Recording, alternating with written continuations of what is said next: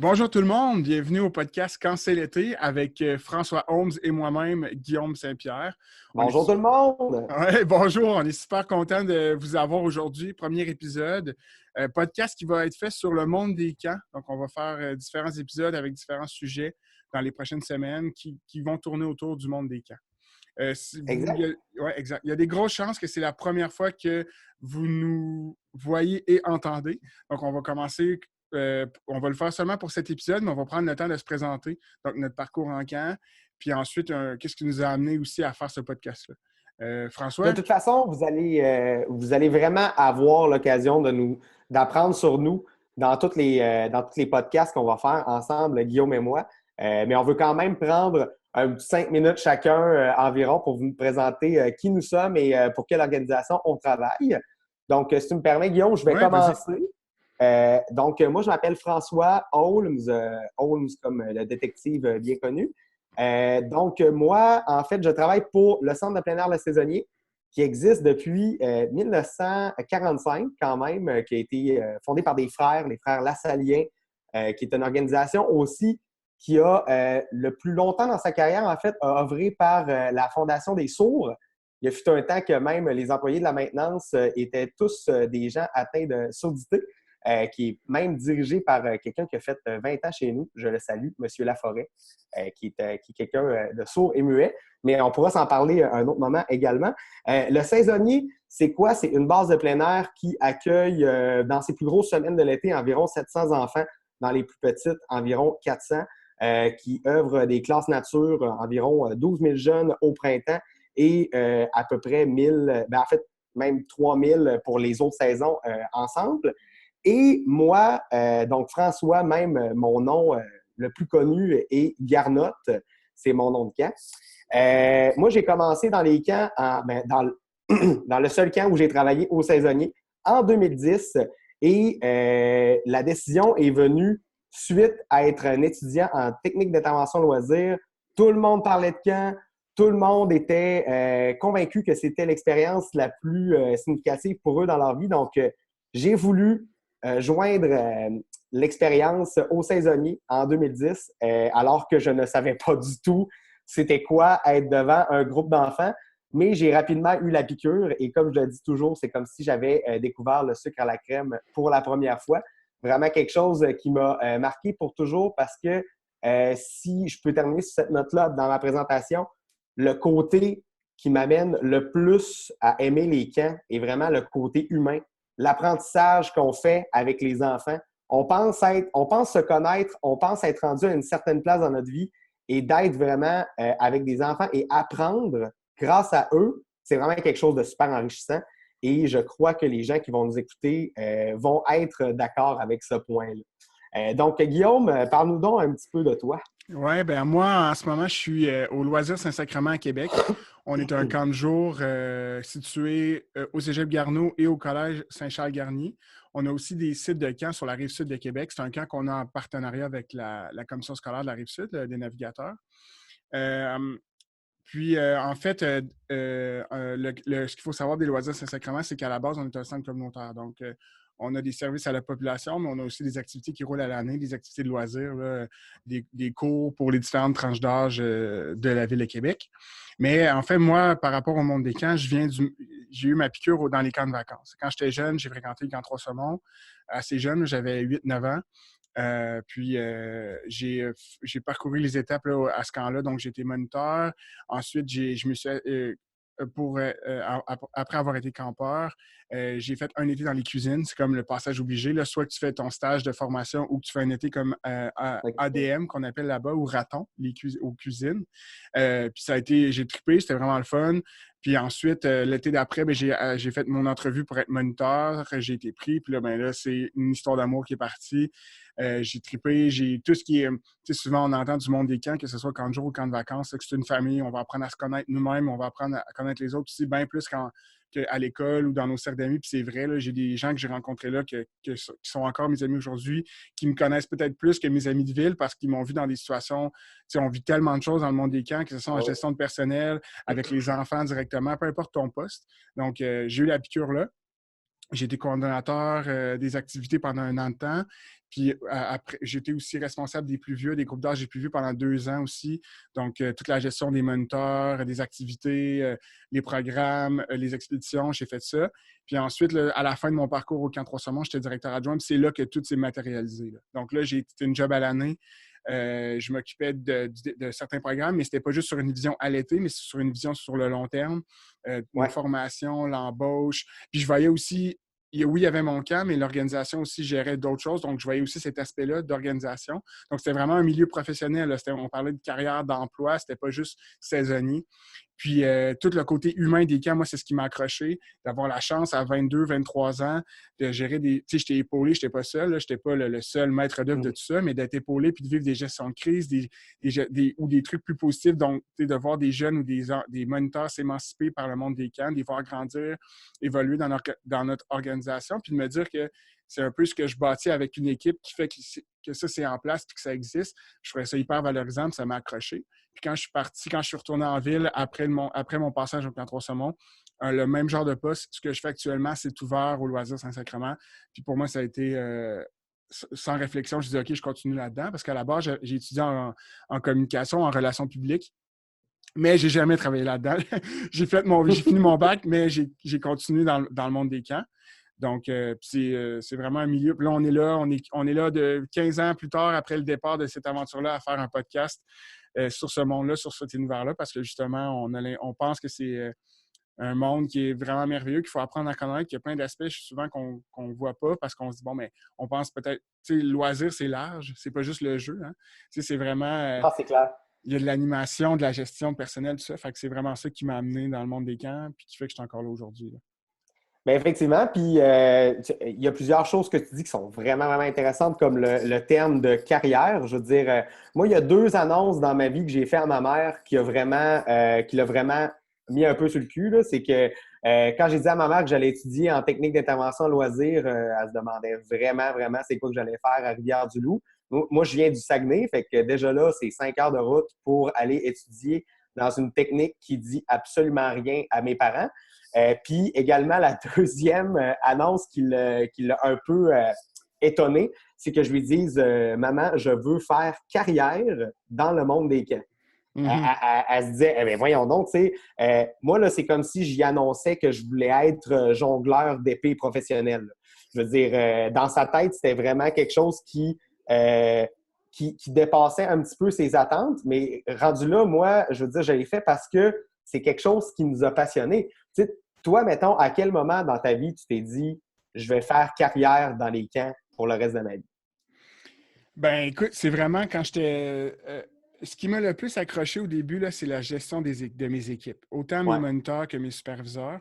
Puis ce que je trouvais incroyable, c'était le privilège avec le poste qu'on avait, de les voir grandir. Donc, Ben ils oui. viennent une année, OK, là, ils sont moniteurs. Puis après ça, ils continuent. C'est sûr, là, j'étais vraiment, ça m'accrochait aussi, là, développer des programmes, comment faire ressortir mon organisation, puis qui est super positif. Ça, c'est sûr, là, ça m'accroche. Mais moi, le côté humain, tout le bagage que ça donnait aux enfants ou aux employés qui passaient par mon organisation, c'est ça que je me suis dit, c'est mon but principal dans la vie. Puis à date, j'ai pas trouvé autre chose qui me challenge et me fait continuer d'une année à l'autre à être motivé. C'est vraiment ça, là.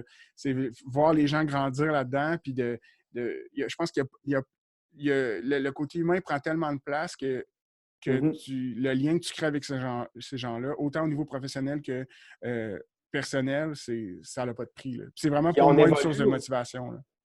T'sais, on évolue, là. Je ne sais pas à quel âge exactement que tu as travaillé pour la première fois dans un camp. Tu dis que ça fait 15 ans. Fait que J'avais j'imagine que ça 15. fait 15 ans, ouais. C'est ça. Moi, j'avais 18. Puis quand j'ai commencé comme animateur, là, si on m'avait dit un jour que j'allais faire carrière dans les camps, Ah, même affaire. j'aurais dit pas en tout, là. Je veux te dire, moi, je vais être technicien en loisir dans une école secondaire. C'est juste ça qu'ils font, les techniciens en loisirs. Là, c'est vraiment une blague, hein? Je veux dire, dans le sens que quand j'ai fait ce cours-là, mais je me suis rendu compte qu'il y avait beaucoup de milieux dans un CHSLD, dans une municipalité, loisirs autonomes ou encore, justement, ce qu'on fait, le récréotourisme dans les camps.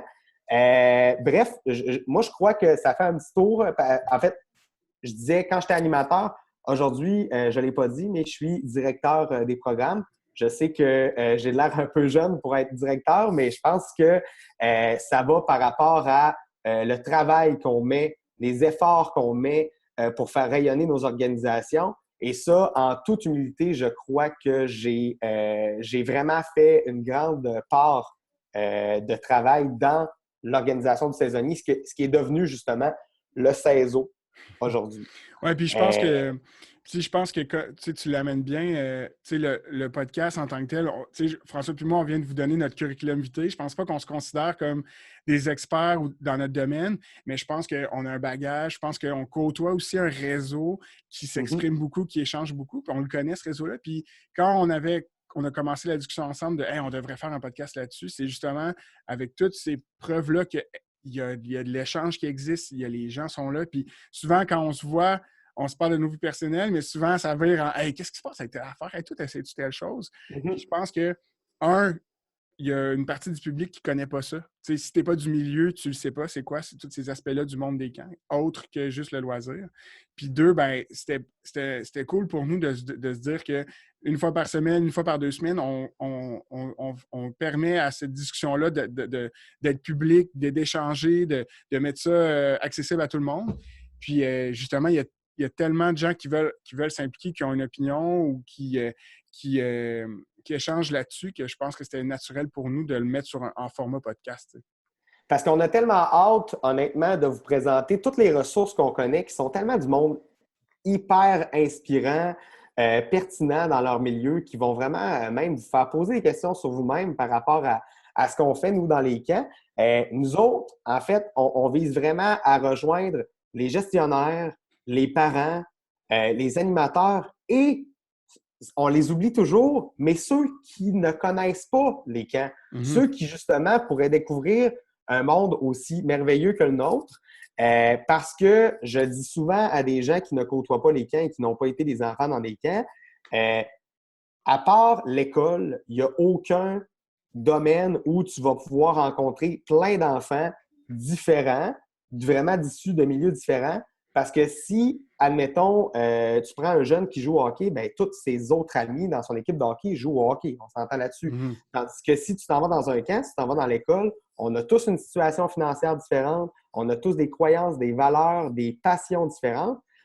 Donc, c'est ça, en fait, qui m'allume le plus dans ce qu'on fait, c'est qu'on va vraiment faire de l'apprentissage non pédagogique. C'est la manière de le voir, c'est que ça ne suit pas un plan d'éducation, nous, ce qu'on fait. C'est vraiment, on essaie de mettre les jeunes dans un climat où ils vont apprendre plus sur leur autonomie, plus sur soi, comment se faire des amis dans un contexte de jeu. Je trouve ça vraiment intéressant que quelqu'un qui ne connaît pas les camps puisse apprendre ça et de voir qu'on fait d'autres choses que juste jouer en forêt. Oui, puis tu sais, je pense qu'on va avoir des sujets où peut-être que des fois, on va plus s'adresser aux gestionnaires, mais même à ça, un jeune de 16-17 ans qui est en réflexion, qui a en ce moment qui a sa vision de moniteur ou qui connaît zéro ça, il va faire comme « Hey, crème, OK, c'est plus que jouer en forêt, tu sais. » Ben oui. Surtout au niveau où on est rendu, quand tu es rendu à 20 ans, 22 ans, tu as passé l'étape d'être moniteur.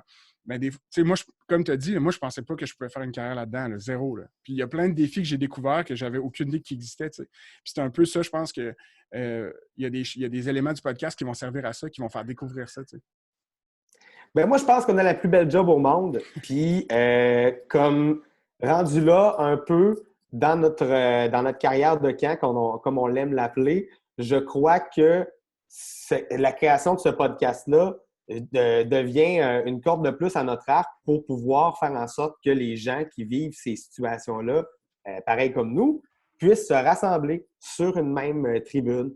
Donc, c'est pour ça aussi qu'on va également vous partager une adresse courriel que Guillaume va vous répéter, qui va être destinée à vos questions. Donc, nous, en fait, à chaque début d'émission, ce qu'on va faire, c'est qu'on va avoir travaillé fort pour trouver des réponses à vos questions. Et on va vous partager nos recherches au début de chacune des émissions pour qu'on vous montre également que nous autres, ça nous intéresse vraiment d'avoir la réponse. On n'est pas juste là pour écouter, poser des questions puis écouter dans le vide. On veut vraiment faire évoluer les choses. Exact. Écoute, si tu veux, on peut parler de notre sujet d'aujourd'hui? Ben oui, c'est sûr. Ouais. Comment passer à côté? C'est ça. Donc, pour le premier épisode, c'est sûr qu'à la base, pour la petite histoire rapido, on avait d'autres plans, François et moi, comme premier sujet de premier épisode, Oui. pour parler du monde des camps, mais il faut quand même adresser la question du COVID, puis de l'impact que ça a sur le milieu des camps. Donc, c'est vraiment ça notre premier sujet. Puis c'est important de dire que, comme on disait, on n'est pas des pros de rien, on n'est pas des pros de la gestion de crise ou de la gestion financière X, Y, Z. Mais en ce moment, tout le monde s'en parle, tous les gestionnaires s'en parlent. Le milieu des camps, c'est qu'est-ce qui va arriver avec ça, comment ça nous touche. Puis on trouvait ça intéressant vous allez voir, on va vous présenter nos invités, mais d'avoir des gens pour en parler, pour amener la discussion aussi. Puis François, c'est toi qui avais amené ça, puis je trouvais ça bon de dire aussi qu'on ne se sente pas seul là-dedans. Tu sais, là, on a peut-être notre réseau de 2-3 personnes, mais non, on est plein à vivre ça. Donc, de l'amener avec le podcast, on trouvait ça intéressant. Donc, on vous rejoint tout de suite avec nos deux invités de cette semaine, Olivier Lauzon de Phonic Aventure et du Camp Portneuf et Mélissa Huot du Centre Normand Léveillé. Et ils sont là. Alors, on vous présente en fait Mélissa Huot qui représente le Centre Normand Léveillé. Bonjour. Et Guillaume, je vais te laisser présenter. Oui, en fait, puis là, notre autre invité, c'est Olivier Lauzon, qui est directeur général au Camp Portneuf. Et aussi, Olivier, ton titre avec Phonic, est-ce que c'est directeur? C'est président, directeur général. On est deux présidents, directeur général, donc co-président, directeur général. De Phonic Aventure. Exactement. C'est un gros titre. C'est comme... C'est excellent. Ben écoutez, en fait, ce qu'on va faire pour... nous, on s'est présenté au début de cette émission-là et on aimerait ça, en fait, seulement que vous vous présentiez, de nous dire la raison pour laquelle... en fait, juste de vous présenter tout simplement, puis de savoir... Un peu de voir votre parcours. Qu'est-ce qui vous a amené dans les camps? Est-ce que ça a commencé quand vous étiez jeune ou c'est vraiment plus votre domaine d'études qui vous a amené à faire votre poste actuel? Donc, un peu avoir votre qui vous êtes puis à quoi ça ressemble l'été chez vous. Cool. Oli, tu veux-tu commencer ou... Je peux commencer avec plaisir. Bien, en fait, moi, le monde des camps, c'est comme une deuxième carrière. J'ai été dans la vente dans la représentation pendant plus de 10 ans et j'étais impliqué énormément dans le scoutisme aussi.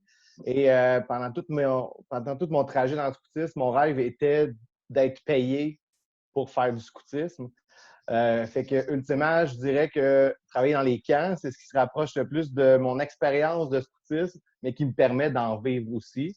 Donc, ça fait plus de 11 ans maintenant que je suis en direction de camp. J'ai pas une historique de campeur à proprement dit, où je suis devenu moniteur, coordonnateur. C'est vraiment grâce à un ami qui était directeur de camp qui un jour m'a dit « Hey, est-ce que tu devrais venir passer une journée chez nous? » Cette journée-là s'est transformée en une saison et s'est transformée maintenant en plus de 11 ans d'implication dans le monde des camps. Je trouve ça hyper stimulant comme milieu. Ça me permet de me réaliser dans beaucoup de facettes de ma vie, autant administratif, autant être avec des enfants, puis vraiment l'aspect pédagogique qui transmettre des choses aux enfants, mais aussi beaucoup d'apprentissage, comment réparer une toilette, comment faire un peu d'électricité. Donc, oui. Donc, toute autre tâche connexe. Exactement, comme François dit si bien, toute autre tâche connexe. Fait que le monde des camps, là, ça rejoint plusieurs facettes de ma personnalité, mais ça me permet aussi à tous les jours d'apprendre des nouvelles choses aussi. C'est ce que j'apprécie dans ce monde-là, c'est que ça m'a permis de faire des budgets pour des centaines de milliers de dollars, ce que j'aurais jamais eu l'occasion de faire dans d'autres sphères ou dans d'autres emplois. Et juste avant de continuer avec Mélissa, peux-tu nous dire, Olivier, en fait, quel est vraiment le créneau de Phonic Aventure et le camp Portneuf? C'est-à-dire, on veut savoir c'est quel type de camp, puis on veut savoir un peu le volume. Parfait. Bien, le camp Portneuf, on a quatre grands programmes. Le programme de camp de jour, on reçoit les enfants des municipalités régionales. On parle d'à peu près 120 enfants par jour au camp. On opère là, pendant l'été au complet, là, du mois de juin au mois d'août. L'autre grosse sphère chez nous, c'est l'accueil de groupes scolaires, ce qu'on appelle les classes nature. À l'année, donc à l'automne, pendant la saison d'automne, d'hiver et de printemps aussi. Ça représente à peu près entre 8 et 10 000 enfants annuellement selon les années. On fait de l'accueil de groupe aussi. Donc, on a plusieurs chalets qui peuvent être loués par des organismes. Ça peut être un groupe de scouts, un groupe de cadets, mais aussi monsieur, madame, tout le monde qui veut venir passer un week-end en plein air. Puis, on est aussi une base de plein air. Donc, on est accessible au public les fins de semaine. Et sinon, chez Faunique, on a un créneau un peu spécial. On est un camp de vacances, mais un camp de vacances en camping immersif. Donc, on amène les enfants pendant 5 jours dans une CEPAC au Québec et ils vont expérimenter une première expérience de camping, mais avec des moniteurs, avec du matériel fourni aussi. Ça, c'est on promouvoit vraiment la vie de famille. Donc, l'expérience, c'est des petits groupes. Là. On est une trentaine d'enfants à la fois sur nos sites. Là. OK. Ben, merci. Puis Olivier aussi, je pense que Camp Portneuf, là, vous faites un partenariat aussi avec une autre organisation. Là. Vous avez vos camps, vous, mais vous accueillez aussi, je pense, l'Académie qui vient faire ses camps de vacances chez vous. Oui, exactement. Dans le fond, l'organisation, Camp Académie et Camp Rive-Sud viennent faire leur camp de vacances chez nous. Donc, on partage nos installations avec eux. Il y a une partie de notre site qui est réservée pour leur camp de vacances. Donc, on sera à la 2e année de ce projet pilote-là de 3 ans où ils viennent vraiment là, pendant 6 semaines vivre un camp de vacances traditionnel en utilisant nos installations, mais vraiment le camp de vacances traditionnel. Puis au niveau de la ville, est-ce que ton camp de jour ville offre c'est en lien avec la ville de Portneuf ou c'est vraiment distinct les deux, la ville et le camp? Bien, en fait, malgré qu'on s'appelle le Camp Portneuf, on est à Saint-Raymond. Donc, notre municipalité, c'est la ville de Saint-Raymond. Eux ont leur propre camp de jour aussi. On fait des échanges de services. On a un partenariat avec la ville de Saint-Raymond. Partenariat qui est autant au niveau d'aide logistique que d'aide financière pour le camp, mais aussi pour favoriser l'accessibilité à ses résidents au Camp Portneuf. La ville de Saint-Raymond offre un montant d'argent qui peut être appliqué sur des séjours de camp de jour chez nous aussi. Donc, on est vraiment bien maillé avec la ville de Saint-Raymond aussi. Parfait. Excellent. Moi, j'aimerais vraiment ça entendre aussi ce que Mélissa a à nous dire sur le centre Normand Léveillé. En fait, c'est hot parce que Mélissa, c'est la seule que je ne suis pas allée visiter ces installations. J'ai très hâte de savoir c'est quoi votre créneau. Cool. Ben là, clairement, Oli a bien installé la table. Là. J'ai peut-être pas un aussi grand CV. En fait, rapidement sur mon parcours, là, moi, j'ai un parcours vraiment typique d'un enfant qui est allé au camp de vacances, qui a trippé sa vie quand j'étais petite. J'allais au camp Notre-Dame-de-la-Joie de Nicolette, feu Notre-Dame-de-la-Joie, pour ceux qui ont connu ce camp-là, qui était absolument extraordinaire, qui perdurait depuis 65 ans. Bref, j'ai été là comme campeuse quand j'étais jeune. Le camp Notre-Dame-de-la-Joie avait un camp qu'on appelait les VE, vacances-été, qui était dédié à la clientèle déficience intellectuelle légère, grosso modo, là, de légère à moyenne. C'était pas des gros cas, mais moi, j'étais en théâtre, puis je faisais beaucoup d'immersion avec cette clientèle-là. Donc, déjà, en partant, j'avais comme une facilité. Bref, je voulais suivre le parcours. Mon but, c'était ça. Là. Je suis campeuse, après ça, je suis monitrice, après ça, je suis animatrice, puis bon, je deviens cours d'eau. Malheureusement, l'année où je pouvais devenir monitrice pour la première fois, je me suis blessée au genou et ça a mis fin à ma carrière de camp live. Là. J'ai pas pu... ça a été le drame de ma vie. J'ai pas pu accéder à ces postes-là que j'attendais depuis tellement longtemps. Fait que, bref, j'ai roulé ma bosse un peu, j'ai continué mes études, là, j'ai vécu ma vie, jusqu'au jour où j'étais à l'université en 2012 et c'est l'année du printemps érable, là, pour vous situer. Fait qu'on tombe en grève au mois de janvier. Le camp Notre-Dame-de-la-Joie a fermé ses portes en décembre 2011. Donc là, moi, j'ai plus de job, j'ai plus de stage de fin de bac. Je suis en grève, j'ai plus d'école, je sais pas trop quoi faire. Et à ce moment-là, j'ai un de mes amis qui était cours d'eau au Centre Normand Léveillé de Drummondville. Il venait d'entrer en poste. Fait qu'il m'appelle, fait ouais, t'as plus de stage. Il dit tu vas venir faire ton stage chez nous, tu vas être mon esclave pour l'été. Il était pas content de ça, il était bien fier. Il s'envisageait un été comme avec moi comme esclave. Donc, finalement, une chose en entraînant une autre, le Centre Normand Léveillé avait un projet qui voulait peaufiner depuis plusieurs années, mais qui n'avait pas nécessairement l'expertise sur place pour monter, qui est un camp de jour spécialisé pour la clientèle TSA. Donc, un camp de jour en 1 pour des enfants autistes. Et moi, je suis arrivée là et j'avais déjà mon bagage. En fait, ce que vous devez savoir, c'est qu'entre-temps, pendant mon université, à un moment donné, j'ai découvert que j'avais une passion vraiment pour la clientèle qui avait une déficience intellectuelle. Je suis retournée au camp d'entraînement de la joie, entre autres, là, comme Cours d'eau et tout ça. Et vraiment, j'ai spécialisé mon bac, qui devait être un bac en loisirs, j'ai fait une spécialisation en adaptation des services de loisirs pour la déficience intellectuelle et le trouble du spectre de l'autisme. Dans le fond, là, je me suis assis avec mon API, puis moi, j'ai dit, moi, tous mes travaux, ils vont porter là-dessus, mes stages, ils vont être dans cette clientèle-là. Vraiment, je me suis spécialisée là-dedans, j'ai été suivre des formations au SUS et tout ça. Ce qui fait que je suis arrivée au Centre Normand Léveillé avec tout mon bagage, puis j'ai dit, moi, je vais vous le monter, votre camp de jour. Donc, mon stage de 600 heures est devenu un stage de 2800 heures. On s'entend, c'était la grève, là, j'allais même plus. J'ai commencé mon stage qui devait être l'été à partir du mois de février, puis j'étais tiré ça jusqu'au mois de août-septembre. Puis bref, c'est ça, d'une chose à l'autre. Bref, je me suis retrouvée comme cours d'eau, mon ami a changé de poste et tout ça. J'ai butiné un peu entre-temps, là, mais vraiment, je suis revenue à mes premiers amours et je suis au cours d'eau, dans le fond, donc depuis 2012, là, whatever, ça va faire 8 ans maintenant. Et oui, pour la clientèle, dans le fond, Centre Normand Léveillé, c'est un camp de vacances à la base qui s'adresse à une clientèle adulte principalement, mais enfants et adultes, là, nos plus jeunes vont de 3-4 ans jusqu'à... J'ai un participant qui doit avoir 95 là, présentement. Okay. Qui vivent avec déficience intellectuelle, déficience physique, trouble du spectre de l'autisme et ou tout autre diagnostic. Peu importe, là, que ce soit un trouble d'anxiété, un Gilles Latourette, un TDAH, vraiment, on accueille tous les types de clientèle avec des limitations fonctionnelles. Donc ça, c'est la base de nos services. Puis rapidement, chez nous, je dis tout le temps la blague qu'il y a 2 saisons, il y a l'été puis il y a le reste.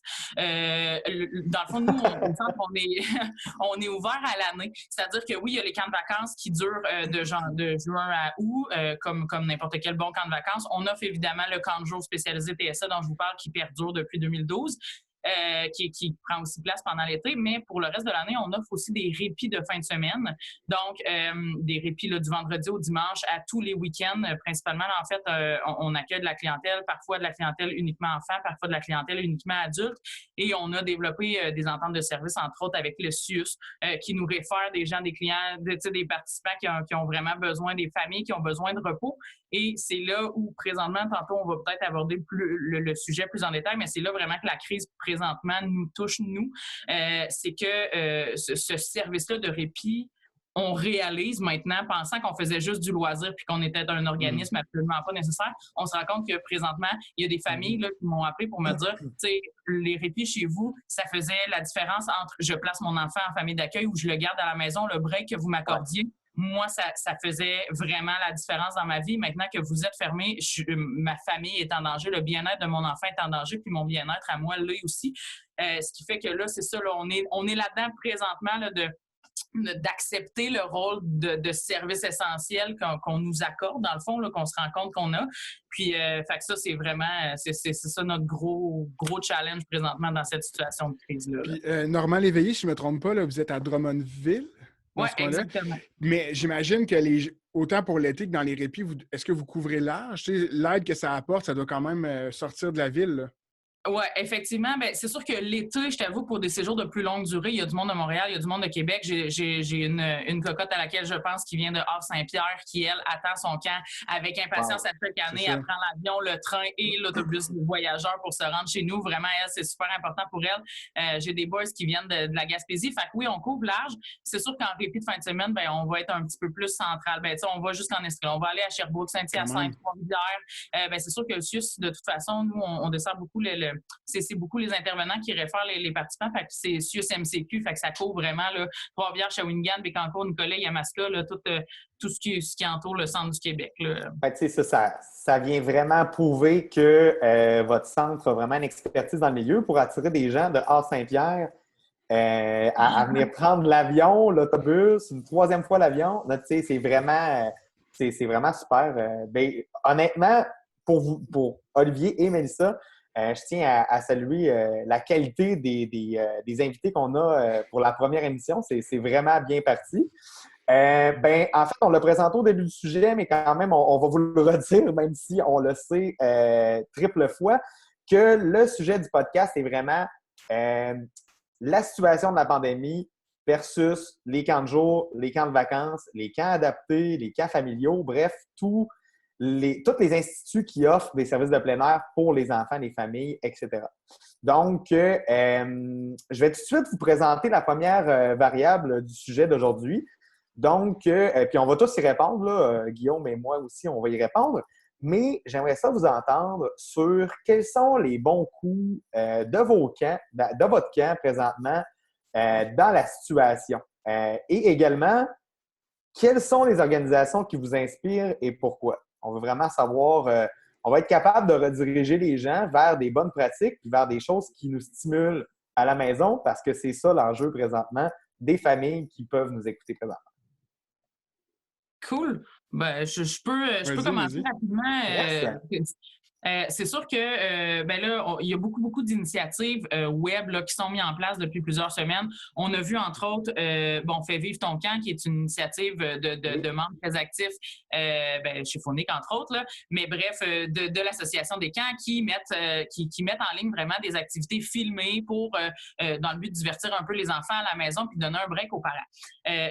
Là où moi, ça me rejoint, c'est que, je trouve que c'est vraiment une initiative qui est super créative. Puis je trouve vraiment que ça met en valeur notre camp, pas notre camp, mais notre réseau, monde. la force. Oui, exactement, notre communauté, exactement. On est créatif puis on se laisse pas comme abattre. C'est sûr que dans notre contexte, à nous, au Centre Normand Léveillé, j'aurais voulu prendre part à ce genre d'initiative-là, mais je vous avoue qu'une personne de 31 ans, trisomique, déficience intellectuelle sévère et ou autiste, par exemple, ou une personne qui est quadraplégique en fauteuil roulant, elle ne va pas nécessairement regarder mon vidéo pour faire mon bricolage avec moi. Ouais. C'est problématique. Puis le fait que je fasse une vidéo de moi en train d'animer une activité quand même que je suis vraiment dynamique, que je tape des mains, que je chante puis que je danse, ça va pas nécessairement faire en sorte que les parents vont avoir un break de notre clientèle ou de plus se reposer. Fait que c'est sûr que là, à ce niveau-là, moi, j'ai trouvé ça difficile, mais j'ai essayé de faire une version à notre façon du Centre Normand Léveillé de ce genre d'activité-là. C'est-à-dire que moi, je dis tout le temps aux gens que je rencontre, moi, j'ai 3 clientèles. J'ai la clientèle à besoins particuliers. Ça, c'est ma clientèle de base. J'ai aussi les parents, qui est une clientèle en soi qu'il faut satisfaire au même titre que les clients, que les participants du camp. Et finalement, moi, j'ai les accompagnateurs. Les accompagnateurs, chez nous, c'est les animateurs, l'équivalent des animateurs, des moniteurs. C'est une clientèle qui est de plus en plus même difficile à combler, difficile à garder aussi. C'est une clientèle qu'on doit justement toujours renouveler notre façon de les rejoindre. Et donc, pour la cause, dans le cas de la quarantaine, moi, je me suis mis un jeu en place qui s'appelle, en fait, la thématique de cet été chez nous va être Jumanji.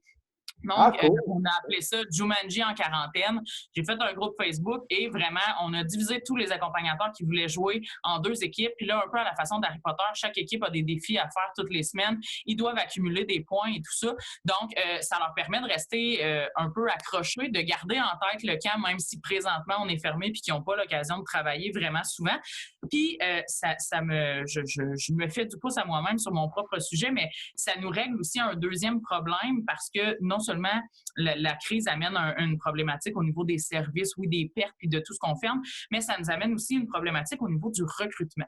Puis là, on pourra y revenir plus tard si vous voulez, là, mais au niveau du recrutement, chez nous, après avoir passé une entrevue, là, il y a un phénomène qui est bien important, puis c'est l'expérience camp. Quand tu viens passer une journée d'entrevue chez nous, si tu n'as jamais rencontré une personne handicapée, entre guillemets, de ta vie, si tu n'as jamais visité le camp, tu n'as jamais rencontré les gens avec qui tu vas travailler, tu ne repars pas aussi craqué que si je te mets une journée dans un contexte de répit, tout le monde est fou, tout le monde, l'énergie, ça vient te chercher, tu es convaincu, tu es attaché à la clientèle, tu as déjà le goût de revenir. Fait tout cet aspect-là de convaincance, dis-je dans mon bon français, qui fait effet la vie de camp en live, là, quand tu vis pour vrai la vraie patente, on l'a plus ça à cause des entrevues. Fait que là, je fais des entrevues, je fais du recrutement comme d'habitude par vidéoconférence. Mais après ça, comment tu fais pour faire vivre l'expérience camp à quelqu'un qui n'a jamais mis les pieds chez vous? Puis comment tu fais aussi pour lui faire apprécier l'équipe de travail puis la clientèle qu'elle va fréquenter s'ils en ont jamais rencontré, tu sais. Fait que le jeu Jumanji, en tout cas notre jeu d'animateur me permet ça un peu, c'est-à-dire que tout de suite, quand il y a un nouvel animateur que j'engage suite à une entrevue vidéo, je le ship dans le groupe de Jumanji. Puis là, les anciens font leur job, là, c'est-à-dire nos chefs de camp, nos animateurs spécialisés, tout ça, ils te prennent ça en charge. Salut, on est trop contents de te voir. Puis là, vraiment, ils essayent de faire vivre l'expérience camp du mieux qu'ils peuvent. Fait que là, on leur demande de poster des photos niaiseuses d'eux autres, puis bon, tout ça. Fait qu'ils sont super pris en charge vraiment rapidement. C'est sûr que ça aide pas le contact avec la clientèle. Là. Je les invite à aller zioter notre page Facebook, tout ça, mais tu sais, ce jeu-là me permet, moi aussi, de garder un lien avec les animateurs puis avec les nouveaux. C'est ça. Je m'en allais de une autre part. Puis Mélissa, quelqu'un qui, en ce moment aussi, les gens qui veulent se lancer là-dedans, c'est comme ton projet de Jumanji, là, moi je l'avais vu passer, puis c'est génial. Là, je pense que c'est un outil, c'est un pas dans la bonne direction de garder notre monde impliqué. Puis mettons quelqu'un qui t'écoute, puis fait comme, tu sais, je suis pas sûr, je suis pas. Tu sais, as-tu dans ce que tu as mis en place, y a-t-il des conseils que tu pourrais donner ou des choses que tu pourrais dire? Ça, on pensait que ça s'enlignait comme ça, mais finalement, c'était pas une bonne idée, ça ne fonctionne pas. Ou tu parlais de tes anciens qui ont vraiment bien répondu à l'appel. J'imagine que tu as une communauté déjà impliquée. Y a-t-il des choses, des trucs que tu peux nous donner, que tu pourrais donner à quelqu'un qui voudrait se lancer là-dedans, dans la motivation à distance, dans ce que tu as fait, dans ton expérience que tu as vécue, qui pourrait nous aiguiller sur les bonnes choses à faire? Bien, c'est sûr et certain que le premier conseil que je peux vous donner, c'est sous-estimez pas la quantité de temps que ça va vous prendre. Je continue à travailler, moi, présentement, puis là, mes boss sont comme au niveau où ils trouvent que je passe trop de temps à Jumanji puis pas assez de temps à faire ma job. Mais c'est prenant, mais c'est le fun et tout. Là. Moi, je leur fais des défis, là, puis là, tu sais, j'utilise des différentes plateformes. Fait que là, je leur mets des indices cachés sur mon Instagram, puis là, je leur mets des...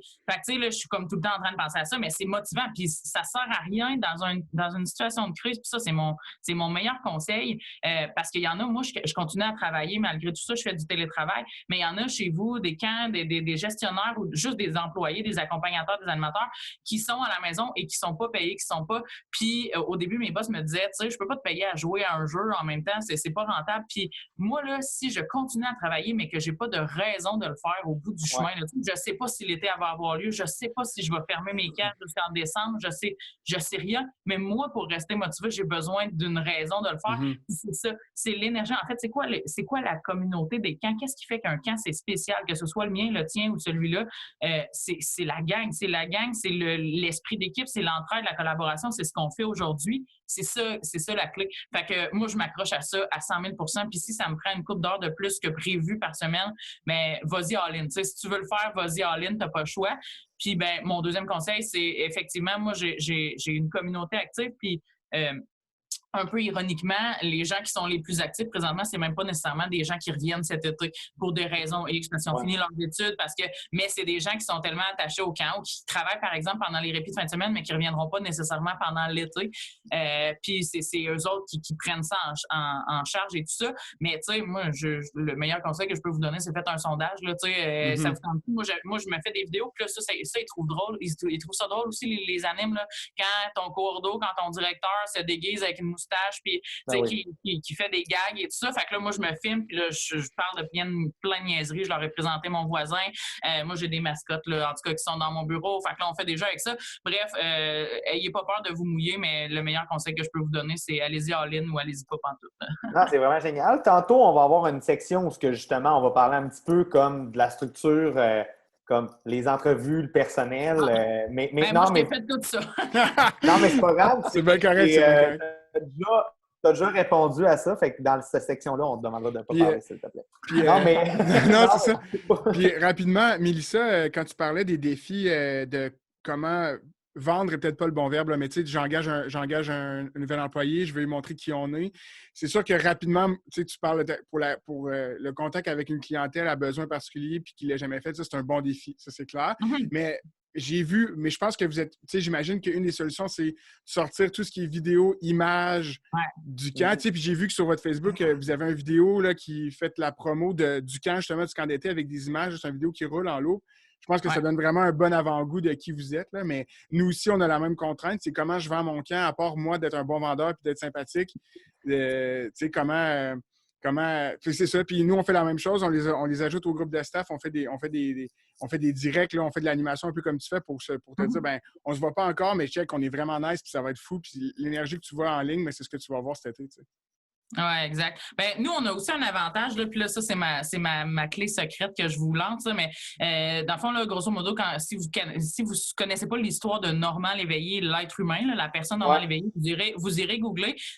Pour faire une histoire courte, c'est un ancien joueur des Bruins de Boston qui, après une mise en échec, est resté lourdement handicapé. Donc, il est resté paralysé d'un côté. Tout ça, il y a vraiment une histoire super inspirante. Ça vaut la peine d'aller zioter. Mais bref, affilié au Centre Normand Léveillé, il y a ce qu'on appelle la Fondation Normand Léveillé. Puis, la Fondation a mis en ligne une vidéo l'année dernière qui raconte un peu l'histoire de Normand, mais vraiment bref. C'est une petite vidéo, puis qui dit, bon, faites des dons, vos dons font la différence et tout ça. Mais, tu sais, moi, là, je l'ai tellement écouté, cette vidéo-là, puis à chaque fois que la musique part et instantanément, je pleure. Genre, je regarde même plus la vidéo, je peux juste entendre la toune, puis je braille. Mais je suis un peu hypersensible, mais bref, cette vidéo-là, il est aussi convaincant. Moi, là, tu sais, si vous avez des affaires marquantes, des histoires touchantes, tu sais, d'aller c'est sûr qu'avec notre clientèle, c'est plus facile, mais il y a des histoires touchantes avec des enfants aussi. Là, cet enfant-là a changé ma vie parce que ci, parce que ça, mais ayez pas peur non plus. Je pense que ce qui fait un bon gestionnaire de camp, mais qui fait juste un bon camp de cours, c'est l'honnêteté, l'intégrité, la franchise et tout ça. Puis je pense qu'on est du monde de cœur, on est du monde d'émotion, là, on est du monde de tripes. On vit avec nos tripes. Puis je pense que si vous êtes à la recherche de ça, un petit peu d'humilité puis un petit peu d'émotion, souvent ça va faire une grosse différence. Je suis d'accord. Il faut qu'on soit capable d'exposer notre côté sensible là, quand on est capable, justement. Tu sais, on demande, il faut avoir une certaine sensibilité pour être capable d'accrocher les enfants, je crois. Donc, pourquoi pas ne transposer cette sensibilité-là dans notre approche auprès de notre clientèle? Fait que, non, vraiment, chapeau, Mélissa. J'aimerais savoir, ensuite, Olivier, parle-nous donc un peu de ton initiative avec Phonic qui a comme, honnêtement, mobilisé presque tous les gestionnaires qu'on connaît bien dans le mouvement. Mais nous, en contexte, comment ça a commencé? Puis bref, c'est quoi ce projet-là? Ben en fait, puis Mélissa l'a un peu résumé, là, je pense que tu parlais de la communauté de ton camp. Mais moi, je pense que le projet a suivi une réflexion de notre communauté des camps. Donc, on a voulu peut-être élargir et tout ce que Mélissa a dit, puis je pourrais parler un peu de ce que nous, on fait rapidement ici après, là, mais on a voulu aussi mobiliser les gens autour de nous pour plusieurs raisons. Quand je dis les gens autour de nous, c'est la communauté des camps au Québec, là. Et je ne vais pas prendre le crédit à 100% parce que ça part d'une conversation avec mon ami Guillaume Roberge, qui est aussi mon associé chez Phonic, et avec Philippe, qui est le coordonnateur des programmes au Centre Notre-Dame de Fatima. Il y a Guillaume, un soir, qui m'a écrit il y a peut-être 2 semaines en me disant « Hey, ça serait cool, on pourrait peut-être sortir une couple de vidéos, puis tout le kit. » Je dis « OK, on se reparle le lendemain. » Fait que le lendemain, on est en brainstorm, les 3 ensemble, puis là, moi, j'ai comme lancé l'idée un peu folle en disant « Écoute, après, est-ce qu'on se mette juste nous 3?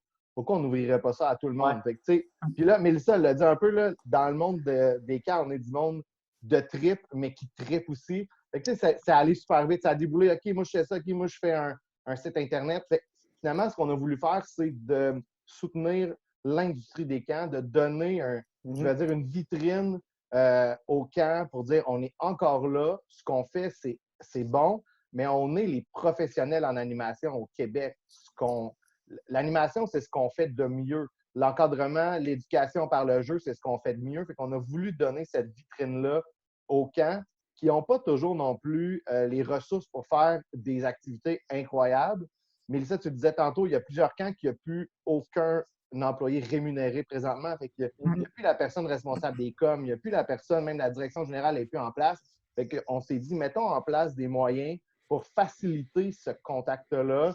On est allé chercher quelqu'un qui fait de l'infographie rapidement. Fait que c'est lui qui fait les traitements des images. Donc, on a vraiment voulu donner cette opportunité-là au camp de faire vivre son camp. L'objectif, là, c'est pour ça que ça s'appelle « Fais vivre ton camp ». L'objectif, c'est donne-nous ta meilleure activité, ta meilleure recette que tu fais avec tes enfants pendant l'été, ta meilleure recette de guimauve autour du feu.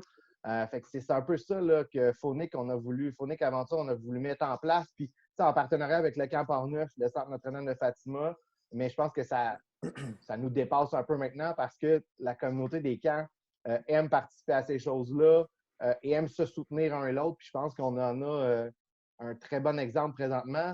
On a, je pense, déjà 9 ou 10 vidéos en attente pour les prochains jours. Donc, c'est signe qu'il y a vraiment du désir de démontrer ce qu'on fait bien aussi. Là. Et c'est vraiment génial, Olivier. Tu sais, moi, honnêtement, je me demandais comment vous n'avez reçu de courriels de gens intéressés qui ont fait des vidéos et des fiches de jeu. Oui, bien aujourd'hui, on est le 3 avril. Si ma mémoire est bonne, on a déjà 12 ou 13 camps participés. OK, cool. Donc, c'est quand même impressionnant.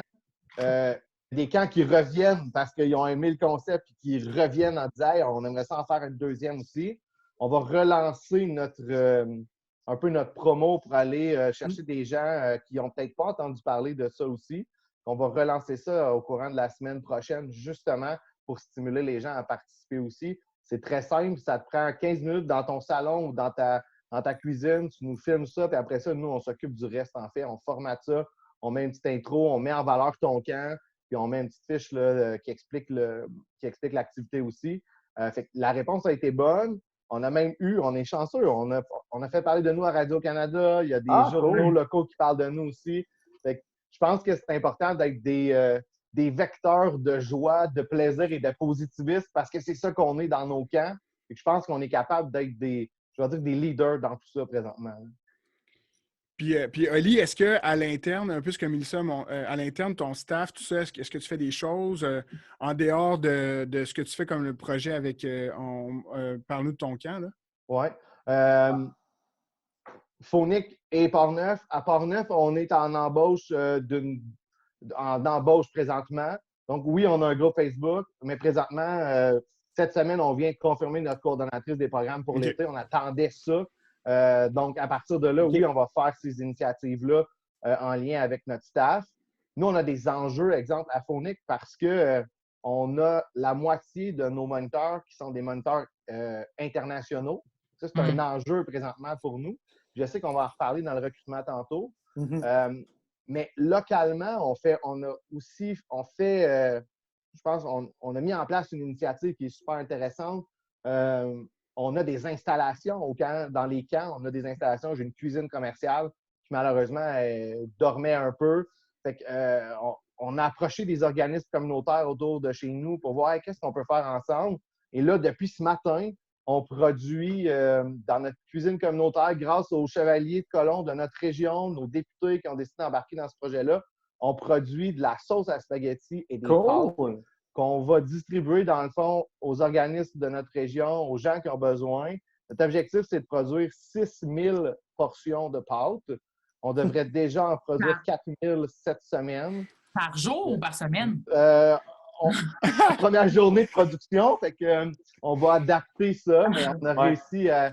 Puis, tu sais, on a planifié nos choses avec le MAPAC pour s'assurer qu'on allait respecter, tu sais, dans le contexte actuel, toutes les notions d'hygiène. On a vraiment, je vais dire, mis en quarantaine une zone du camp qui est vraiment là, seulement utilisée pour la production de ça aussi. Donc, tu sais, c'est important pour moi de se positionner aussi comment on peut aider notre communauté parce que on est les camps, on fait partie de notre communauté, là, on est acteurs, tu sais, on reçoit les enfants qui sont à l'école, là, ben, pendant l'été, ils sont chez nous. Fait que on se demandait comment soutenir notre communauté. Puis ben, grâce aux organismes, aux chevaliers de colons de notre région, ben, ça nous a permis de le faire aussi.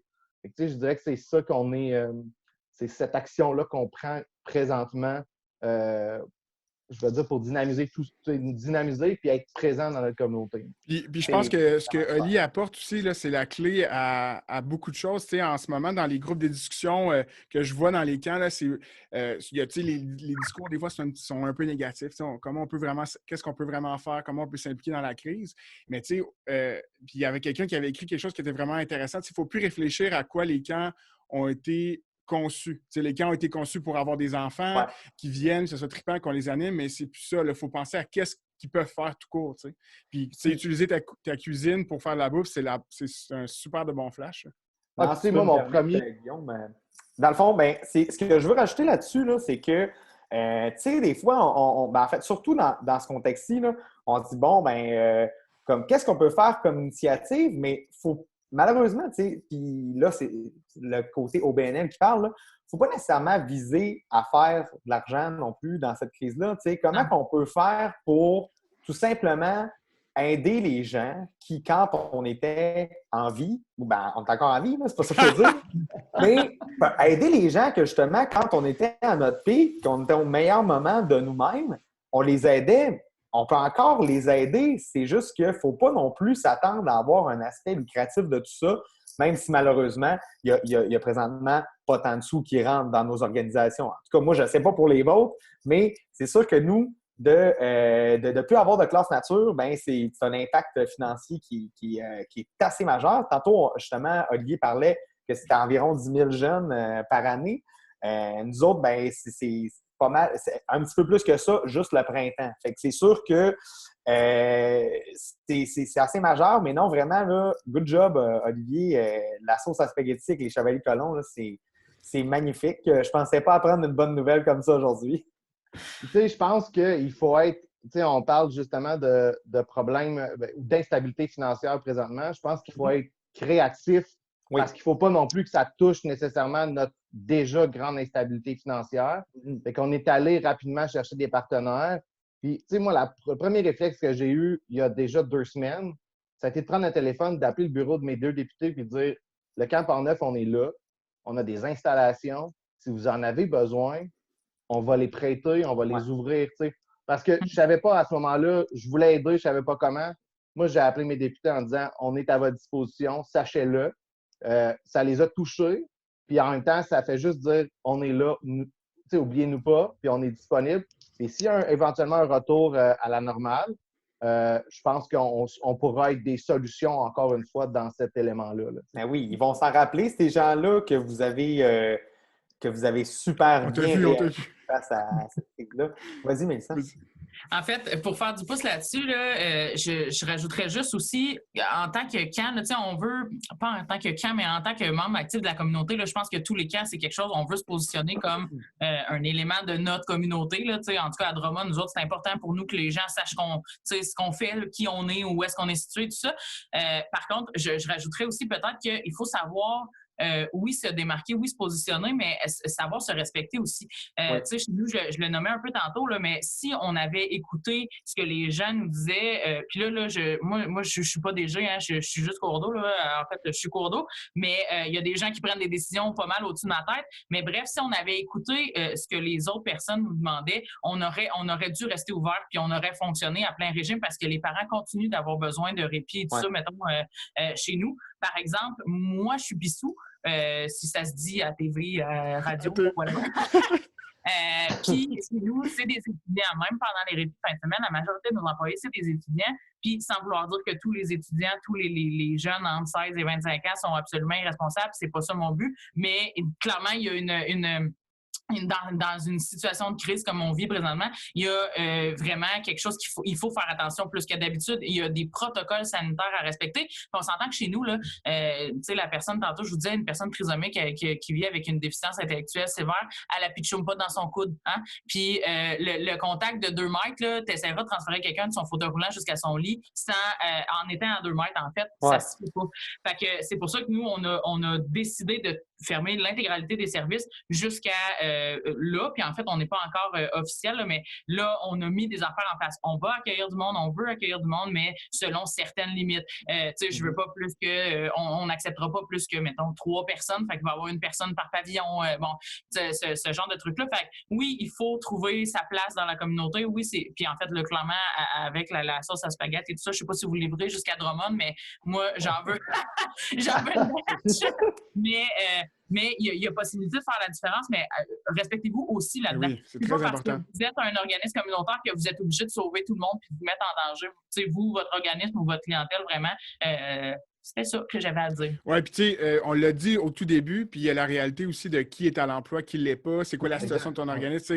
Là, on nomme puis moi j'en ai plein dans mon calepin, des camps ou des centres de loisirs ou des centres à besoins particuliers qui ont fait des démarches incroyables, mais ces gens-là sont encore à l'emploi, là aussi, il y a tout ça qui rentre en ligne de compte, puis tu sais, c'est une situation exceptionnelle. Oui, il y a ton camp, mais il y a aussi ta vie personnelle. Là, comme tu dis, il faut se respecter. Là, Non, c'est ça, exact. Hey, on jase pas mal, hein? C'est le fun. Je pensais que c'était ça le but. Oui, non, mais c'est parfait. C'est juste que je me suis dit, tu es en train de me dire ce que je visais, bien, probablement qu'on l'a déjà atteint en temps avec la première variable du sujet. C'est pour ça que. Mais je trouve ça super, honnêtement. Puis je savais que ça allait faire ça. Je savais qu'il y avait quelqu'un qui allait dire des expériences, puis après ça, on allait tout comme rajouter là-dessus. Mais c'est parfait, honnêtement. Là, puis, votre beau travail. Puis juste rajouter, là, parce que ce qui a été fait, là, un truc que je trouve qui a été. Un bon coup pour me péter un peu les bretelles, un bon coup que nous, on a fait, mais c'était pas mon idée, là, c'était l'idée de notre DG. Dans le fond, nous, on a des activités à l'année, c'est une clientèle, une clientèle retraitée, là, plus âgée. Puis on a beaucoup de bénévoles pour nos activités pendant l'année. Puis une des idées qu'on a eues, c'était, on les connaît, notre monde, on les connaît, puis on sait qui est plus à risque, qui est seul, qui. Puis on a demandé à nos bénévoles s'il y en a qui seraient intéressés à juste faire des appels pour rappeler ces gens-là, dire êtes-vous correct, avez-vous besoin d'aide? Puis je trouvais tellement que c'est une bonne idée, c'est super simple. Puis tu gardes le contact, tu gardes notre mission, ça fait partie de ce qu'on est. Puis parce qu'on a un volet communautaire qui est important, puis d'être capable de dire OK, ben eux ont besoin d'aide, puis après ça, de les rediriger. Des fois, juste ces petits gestes-là, sans nécessairement produire 4000 litres de sauce à spag, ça peut aider aussi. Là, mais je pense que c'est important que tout le monde fasse un petit bout de chemin ici. Puis, je pense que si tout le monde fait de son mieux dans tout ça, collectivement, on va être grandi. Là, nous, on a la chance d'avoir des partenaires, mais juste d'appeler des gens qui sont seuls à la maison. Hey, est-ce que tout va bien? Je pense que ça a un impact, honnêtement, aussi grand que de recevoir un litre de sauce à spaghetti. C'est ça. Chacun fait sa façon. Là. Exactement. Fait que, good job, Guillaume, et le centre. Good job, les loisirs, ça c'est comment? Les loisirs, ça c'est comment? Merci. Mais, ouais, c'est ça. Ben, en fait, moi, j'ai comme regardé un petit peu qu'est-ce qu'on avait fait, nous, saisonniers, pendant la crise. Là, dans ma tête, j'étais comme, hey, voyons, c'est bien moins hot que ce que les autres camps ont fait. Mais finalement, j'étais en train de regarder, puis honnêtement, on a fait beaucoup de choses. Pour vous dire un petit peu ce qu'on a fait. La première chose qu'on a fait face à la crise, c'était vraiment de s'assurer que le moral était présent dans notre équipe. Pour vous donner une idée, là, nous, présentement, de personnes engagées pour la saison 2020, on est à 105 personnes. Donc, c'est une équipe comme... C'est mon staff des 5 dernières années. Oui. Ben, en tout cas, c'est ça. Ben, présentement, j'ai 105 personnes à leur faire signer un contrat. Il y a à peu près, je te dirais, 30 personnes jusqu'à date qui ont signé leur contrat, ce qui était quand même bien avant la crise. Mais on a demandé à ces gens-là, en fait, on s'est surtout adressé aux anciens au départ, mais les nouveaux ont super embarqué. Présentez-vous aux nouveaux et présentez-nous une activité que vous pouvez faire à la maison ou encore une activité HIT. J'ai présentement, justement, sur ma page saisonnière, 50 vidéos de présentation des animateurs envers, justement, les nouveaux et les nouveaux qui se présentent. Et pour un nouveau là, qui se présente en vidéo dans un groupe de 105 personnes qu'il ne connaît pas, là, en tout cas, moi, je le trouve vraiment game, le nouveau dans ce contexte-là. Puis ensuite, ben, de là est né le logo arc-en-ciel du saisonnier. C'est une fille qui l'a fait chez nous. Elle l'a fait avec l'ancien logo, puis après ça, elle l'a fait avec le nouveau logo. Il y a une fille qui s'est présentée en faisant un arc-en-ciel avec ses chandails de camp des 8 derniers étés. Puis elle l'a mis sur sa corde à linge là, à Québec. Fait que le monde, il trippe, honnêtement. Sinon, ben, c'est sûr et certain qu'on essaye un petit peu de mettre comme des expériences scientifiques pour notre clientèle. On essaie aussi de demander à notre clientèle, hey, c'est quoi, vous, votre souvenir avec le saisonnier? Vous étiez un employé? Vous avez déjà fait partie de la famille du saisonnier? Racontez-nous. Et honnêtement, on a beaucoup, beaucoup de réactions. Sur notre page Facebook du saisonnier, c'est environ 4000 personnes qui nous suivent, qui sont comme justement des anciens clients, des employés et tout. Mais c'est ça, c'est juste que vous entendre parler, j'étais comme « Oh my God! » c'est tellement cool ce que vous faites. Mais après regarder finalement ce qu'on fait, je trouve qu'on a vraiment mis aussi notre rapport à tout ça. C'est sûr qu'en communiquant, nous, avec la municipalité de Lac-Beauport, on leur a dit justement que le saisonnier il était disponible si jamais il y a des gens qui avaient besoin et tout, mais on n'a pas senti nécessairement qu'il y avait vraiment besoin de nous. Donc, nous, ce qu'on s'est dit, c'est que, bon, ben, les gens qui nous suivent, puis nos animateurs, on va s'occuper d'eux parce qu'ils ont besoin de ça. Puis c'est sûr et certain que moi, j'étais même sur le point de me dire, bon, ben, est-ce que j'annonce à mes animateurs du printemps qu'il n'y aura pas de classe nature? Est-ce que j'étais prêt à faire cette annonce-là maintenant? Suite à la réaction du monde sur mon groupe saisonnier 2020, ben, j'appréhende de plus en plus la date où il va falloir que je leur annonce ça, parce qu'encore aujourd'hui, il y a des vidéos qui sortent sur notre groupe d'animateurs. Fait que vraiment, c'est une drôle de situation, mais il y a beaucoup, beaucoup de positivisme dans mon équipe. Ça, je trouve ça important par rapport à ça. Puis tantôt, on va en parler là, justement du recrutement de personnel, mais j'ai pas eu besoin, moi, de faire d'entrevues à l'externe parce que si tout va comme ça, j'ai pas besoin d'en faire. Mais Puis, tu sais, je chapeau pense que... à vous, en fait, à distance, là, des entrevues de groupe à distance, ça doit être complètement fou. Là. Ouais. Faites-vous, est-ce que c'est de groupe à distance ou individuel? De groupe? Moi, c'est individuel. De groupe, c'est quand même. Ben, de un, on n'a pas la plateforme pour le faire. Mais de deux, OK, ouais. nous, on est resté en entrevue. Ben, on a décidé nous de aussi, faire là. des entrevues individuelles. OK. Dans le contexte actuel, on veut quand même aller chercher le meilleur de tout le monde. Puis sur une plateforme, des fois, moi, ce que je craignais, c'est de passer à côté des gens qui sont peut-être moins à l'aise sur une plateforme, mais qu'en vrai, ils nous auraient donné vraiment quelque chose d'intéressant. Fait qu'on est resté Ouais. en un pour un. Ouais. Ça, c'est notre Ouais. décision d'organisation. Ouais, nous autres non plus, on fait pas d'entrevues de groupe. Ouais, c'est ça. On fait vraiment des activités, des entrevues one-on-one. OK. Mais puis, tu sais, malgré la crise, là, puis ça, j'aimerais ça éventuellement quand on va parler de recrutement qu'on en reparle. Mais tu sais, là, on parle que du coronavirus puis de ce que ça génère comme conséquence. Mais mine de rien, là, dans le monde des camps, on est quand même face à une pénurie de main-d'œuvre. Puis ça, c'est pas disparu parce qu'on est en situation de crise. Fait qu'en plus que c'est difficile, la situation actuelle, puis de faire du recrutement en ligne, tout ça, mais en plus, c'est difficile tout court de recruter depuis quelques années. Là. Chez nous, on a réduit considérablement notre quantité de participants qu'on accueille à chaque séjour. On a dû prendre cette décision-là une couple d'années après avoir annulé des camps à la dernière minute parce qu'on manquait de staff. Donc, on a des quantités de participants réduits et donc, on engage bien moins d'accompagnateurs que dans le passé. Mais encore là, ça reste difficile. Ça reste difficile. Je ne suis pas convaincue que je vais avoir tout mon monde au début de l'été. Fait que là, encore plus, c'est difficile de recruter, puis c'est difficile de recruter dans le contexte actuel aussi. Fait que, ouais, non, on fait des entrevues one-on-one, puis, tu sais, sans dire qu'on prend n'importe qui, moi, tu sais, on donne pas mal plus de chances. Tu sais, c'est des entrevues juste pour apprendre à se connaître plus que pour me livrer tes compétences. C'est-à-dire que je me réserve le droit, si je vois quelqu'un qui n'a pas, qui a pas du tout ce qu'il faut ou qui ne sera pas en mesure de faire la job, je l'engage pas, là. Mais on est encore au stade où je suis prête à te donner ta chance, puis on verra bien ce qui va se passer un coup rendu sur le terrain, aux formations ou quoi que ce soit, si formation il y a, parce qu'encore là, ça va être un autre bel enjeu. Ben, écoute, je pense que j'annoncerai officiellement qu'on passe à la deuxième variable du sujet grâce à Mélissa qui a comme chevauché le tout, mais c'est parfait parce que honnêtement, si tu ne le faisais pas, on n'allait jamais le faire. Fait que, je pense que je vais lancer une balle de squash à Oli pour que tu commences en fait à nous parler un petit peu de la situation face à nos camps pendant la crise. Dans le fond, nous autres, on se demandait même au début, est-ce que c'est trop personnel de parler de ces informations-là? En passant, on en parle si on a le goût d'en parler. Mais j'aimerais ça savoir, comme Olivier, c'est quoi tu as fait comme démarche par rapport au COVID? Tu sais, justement, tu parlais que tu avais parlé à tes députés, tu es en contact avec l'ACQ. J'aimerais ça vraiment savoir, c'est quoi, toi, que tu as fait comme initiative face à ça, côté financier, organisationnel? Ouais. Ben, c'est sûr que, je le parlais d'instabilité financière, je pense qu'on est, peut-être à l'exception de Guillaume, la grande partie de nos revenus, c'est l'été. Hein? Non, nous en fait, c'est... Guillaume aussi, ouais. S'il n'y a pas de camp, j'existe plus. Ouais, j'exagère un petit peu, là, mais c'est à peu près ça. Là. Ouais. Je confirme que moi aussi.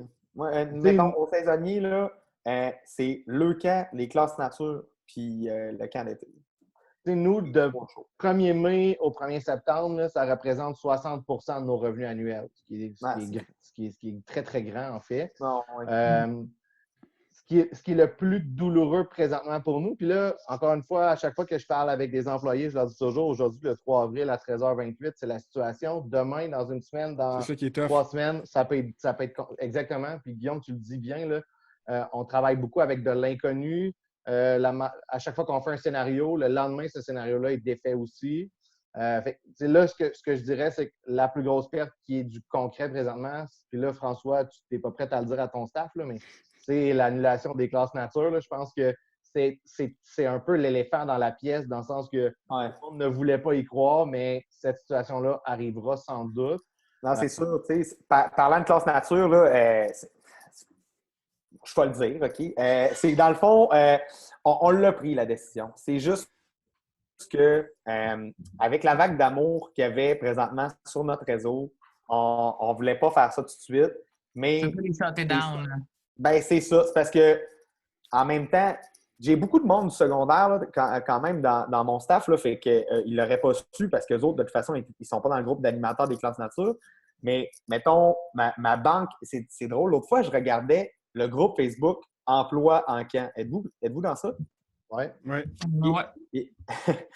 Mon groupe d'animateurs de classe nature, il y a 400 personnes dedans. Il y en a plus que dans Emploi en camp.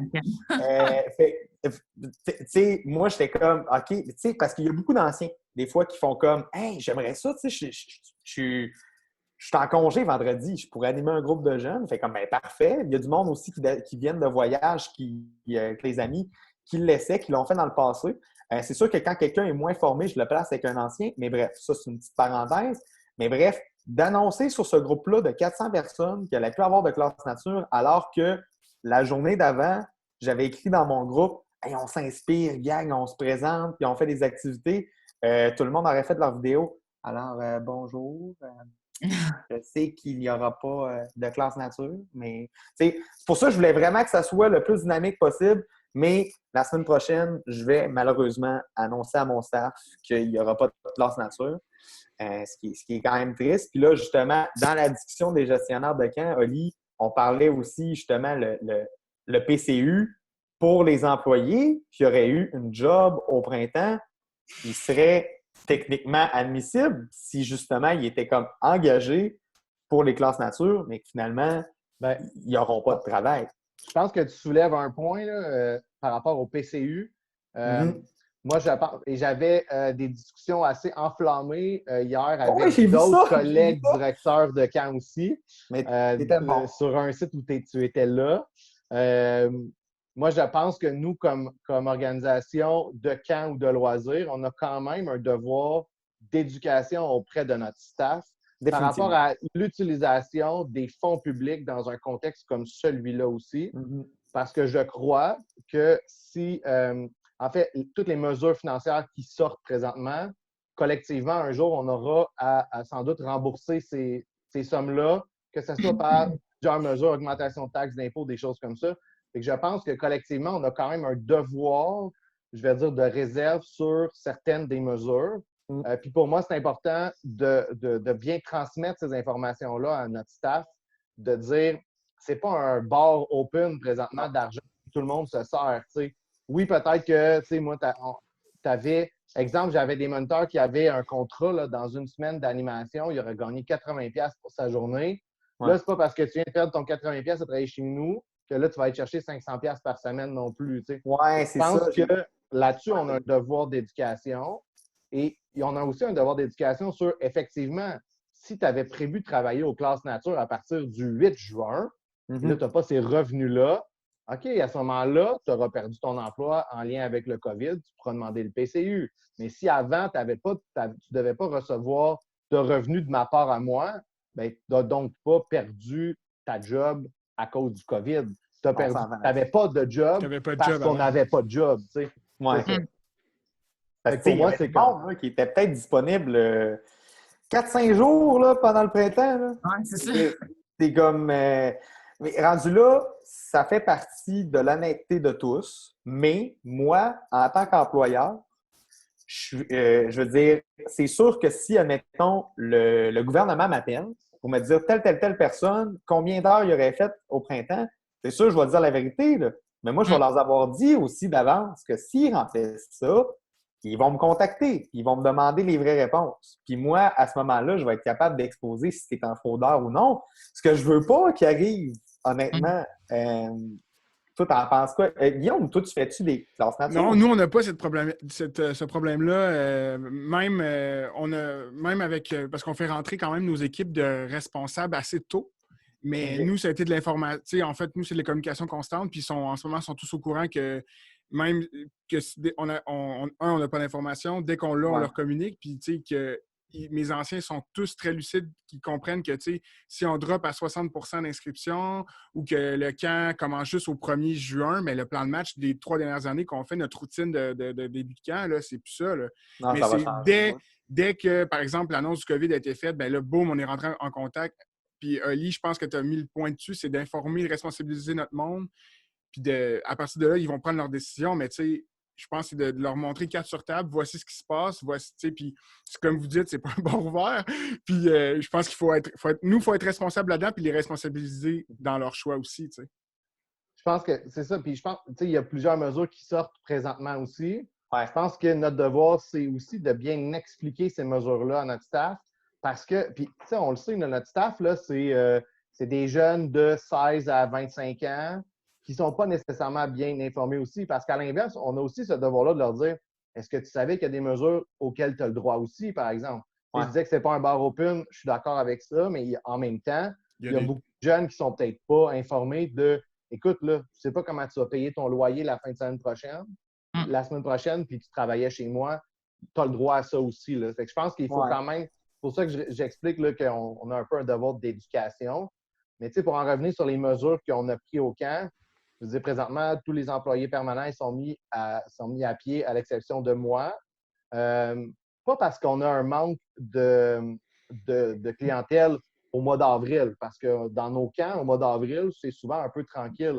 Mais c'est surtout en prévision de conserver nos liquidités pour passer à travers une crise qui va peut-être être plus importante et plus grande aussi. Les classes nature, là, nous, c'est 33 % de nos revenus annuels. Et ce qu'il faut garder en tête, c'est que les classes nature, c'est 50 % de bénéfices nets dans nos poches. C'est exactement ça. Je ne l'aurais pas. Le camp de jour, là, je ne fais pas 50 % de bénéfices nets dans mes poches. Là, fait que, présentement, on est en contexte où on essaie de gérer le plus nos liquidités, nos dépenses, ces choses-là, justement, pour pouvoir se rendre à la fin, je vais dire, de ce marathon-là. Ce n'est pas un sprint où dans 2 semaines, tout va être revenu à normal. Puis comme Guillaume, tu disais, on va être à 100 % dans nos camps de jour, puis tout va bien aller. T'sais. Présentement, il faut mettre beaucoup de choses en place. Nous, on a communiqué avec notre institution financière.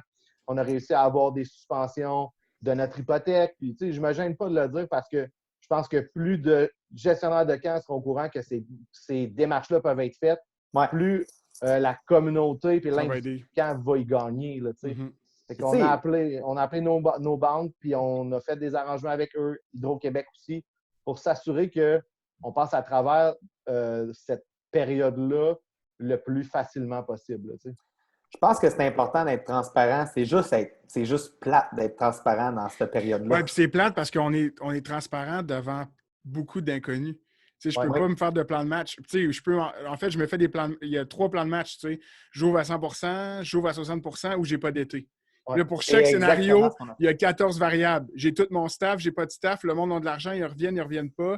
J'ai une marée humaine d'embauche qui arrive parce que les étudiants, mettons, moi, j'ai été chanceux. J'ai, mettons, 5-6 anciens qui n'étaient pas censés revenir parce qu'ils étaient en stage cet été. Mais là, mais c'est comme un... Je suis pas content, là, mais est-ce que ça, je vais l'avoir x10 si au 1er juin, on est ouvert? Il y a tellement d'inconnus, là, c'est pas évident. Oui, puis il faut aussi faire la juste part des choses, c'est-à-dire que, sans vouloir, mettons, comparer ce qu'on fait avec la job du gouvernement actuel, là, on s'entend, mais il faut savoir en dire assez pour contenter les gens qui sont avides d'avoir de l'information. Là, des parents qui disent, là, il va-t-il avoir de l'été? Faut-tu que j'envoie mon paiement? Moi, j'avais des paiements qui devaient rentrer le 15 mars. 50 des camps devaient être payés au 15 janvier, 50 des camps devaient être payés au 15 mars. Là, les parents m'écrivent, on est rendu le 3 avril, ils n'ont pas encore envoyé leur paiement. Faut-tu que j'envoie mon paiement? Puis là, moi, je veux leur dire, oui, envoie ton paiement, mais en même temps, j'encaisserai pas ton chèque. C'est ça qu'on a statué nous autres. Envoie le paiement, comme ça réserve ta place, j'encaisse pas ton chèque jusqu'à temps qu'on sache. Mais là, si tu donnes trop d'infos, le monde part en peur. Fait que là, shit, le centre normal éveillé annule ses camps et tout ça, ce qu'on n'a pas, c'est pas le cas présentement, on n'est pas rendu là. Puis en même temps, si tu n'en donnes pas assez, ben là, ils capotent parce qu'ils disent qu'on leur regarde, Puis là, je parle pas juste des parents, là, on s'entend, les accompagnateurs, même affaire, là. Il y en a une couple qui peuvent aller chercher une job ailleurs si moi je leur fais, tu sais, je leur laisse sous-entendre que peut-être qu'il n'y aura pas d'été, là. Fait que faut savoir doser l'information, en donner juste assez, puis être rassurant, mais sans être paniquant, puis c'est bien touché. Puis, tu sais, en même temps, chaque personne, la job dans les camps, en tant que telle, c'est une job qui est humaine. Chaque être humain réagit d'une façon différente. Mais là, comment être rassurant pour tout le monde, puis confrontant juste assez, puis c'est de la peau. Moi, je suis quand même surpris de ne pas avoir tant de clients que ça qui communiquent avec moi pour des remboursements. Puis surtout que, ben, un peu comme disait Olivier tantôt, justement, au niveau de la transparence, ben moi, présentement, je suis en mise à pied temporaire, moi, personnellement. Ben, toute mon équipe, sauf mon directeur général. Puis, par contre, je veux dire, il ne nous a pas sollicité pour qu'on continue à faire du bénévolat sur certains dossiers, mais on le fait pareil parce que si on arrête complètement de travailler sur nos dossiers, quand on va revenir le moment de travailler, on est complètement perdu. C'est toi qui vas être pénalisé par ça. C'est ça que j'ai essayé d'expliquer l'autre jour. Ouais, c'est ça. Si je ne fais pas le job, je comprends que je ne suis pas payé pour la faire, mais à un moment donné, je vais revenir et c'est moi qui va patiner. Fait qu'on ne peut pas d'un minimum. Excuse, je t'ai coupé. Mais il n'y a pas de stress. Moi, j'aime trop mon travail pour le mettre autant de côté. Puis, je veux dire, je suis pleinement conscient que la raison pour laquelle je suis en mise à pied temporaire, c'est exactement pour ce que Olivier a dit. Ça nous prend le plus de liquidité possible pour passer à travers la crise. On ne va pas fermer s'il n'y a pas d'été. Mais c'est sûr que si, par exemple, on n'avait pas pris la décision administrative de se mettre tout le monde à pied, puis qu'on n'avait pas eu d'été non plus, bien là, ça serait vraiment critique. Puis je veux dire, les camps, là, c'est pas une mine d'or au niveau financier, mais c'est une mine d'or au niveau des expériences personnelles. C'est ça qu'il faut que... Je veux dire, nous, on le sait entre nous, les bienfaits que tous les camps apportent. Par contre, c'est pas la même vision de tous. Puis ça, c'est difficile à comprendre si tu n'as jamais travaillé dans un camp. Puis tu m'as fait penser à quelque chose, Mélissa, dans ce que tu disais, là, les remboursements. Là. Il y a un truc que j'ai vu, que je ne sais pas si ça va venir jusqu'ici, là, mais exemple, aux États-Unis, en ce moment, ils n'ont pas la même game. Là. Eux, ils ne se posent pas trop de questions s'ils vont avoir un camp cet été ou pas. Là. Ils vont en avoir un. En ce moment, oui, c'est ça. Puis en ce moment, il y a des camps. Puis nous, on l'a fait pour notre session d'activité de printemps. Donc, c'est d'offrir la possibilité de faire un don. Donc, la personne reçoit le courriel de, bon, la session de printemps est annulé. On peut garder votre argent pour un crédit plus tard. Si vous voulez vous désinscrire, mais on a ouvert l'option. Avant, on ne faisait pas ça. Mais l'option don, en fonction de, au bout de la ligne, ça va nous prendre de la liquidité. Puis si les gens sont prêts à aider, bien, tant mieux. Mais je pense que c'est une alternative qui est intéressante. Il y a beaucoup de camps de vacances qui ont complètement fermé leurs portes. Puis mettons, les DG ont fait des super bons vidéos pour expliquer la situation en disant, mais écoutez, il y a aussi la situation financière, ça fait partie du portrait. Si jamais vous voulez nous aider, il y a telle façon. Puis je pense que si jamais on va vers cette optique-là où l'été va être diminué à 50 ben ça, je pense qu'on doit l'avoir en tête faut pas c'est sûr que quelqu'un pourrait lever la main et dire « Ouais, mais tu sais, Guillaume, personne n'a d'argent, pourquoi il ferait ça? » Mais je pense qu'il ne faut quand même pas enlever ça de l'équation, qu'il y a peut-être des gens qui sont chez nous depuis longtemps qui vont dire « Ben, crime, je vais essayer de leur donner un petit coup de main. » Ça va faire partie des solutions possibles.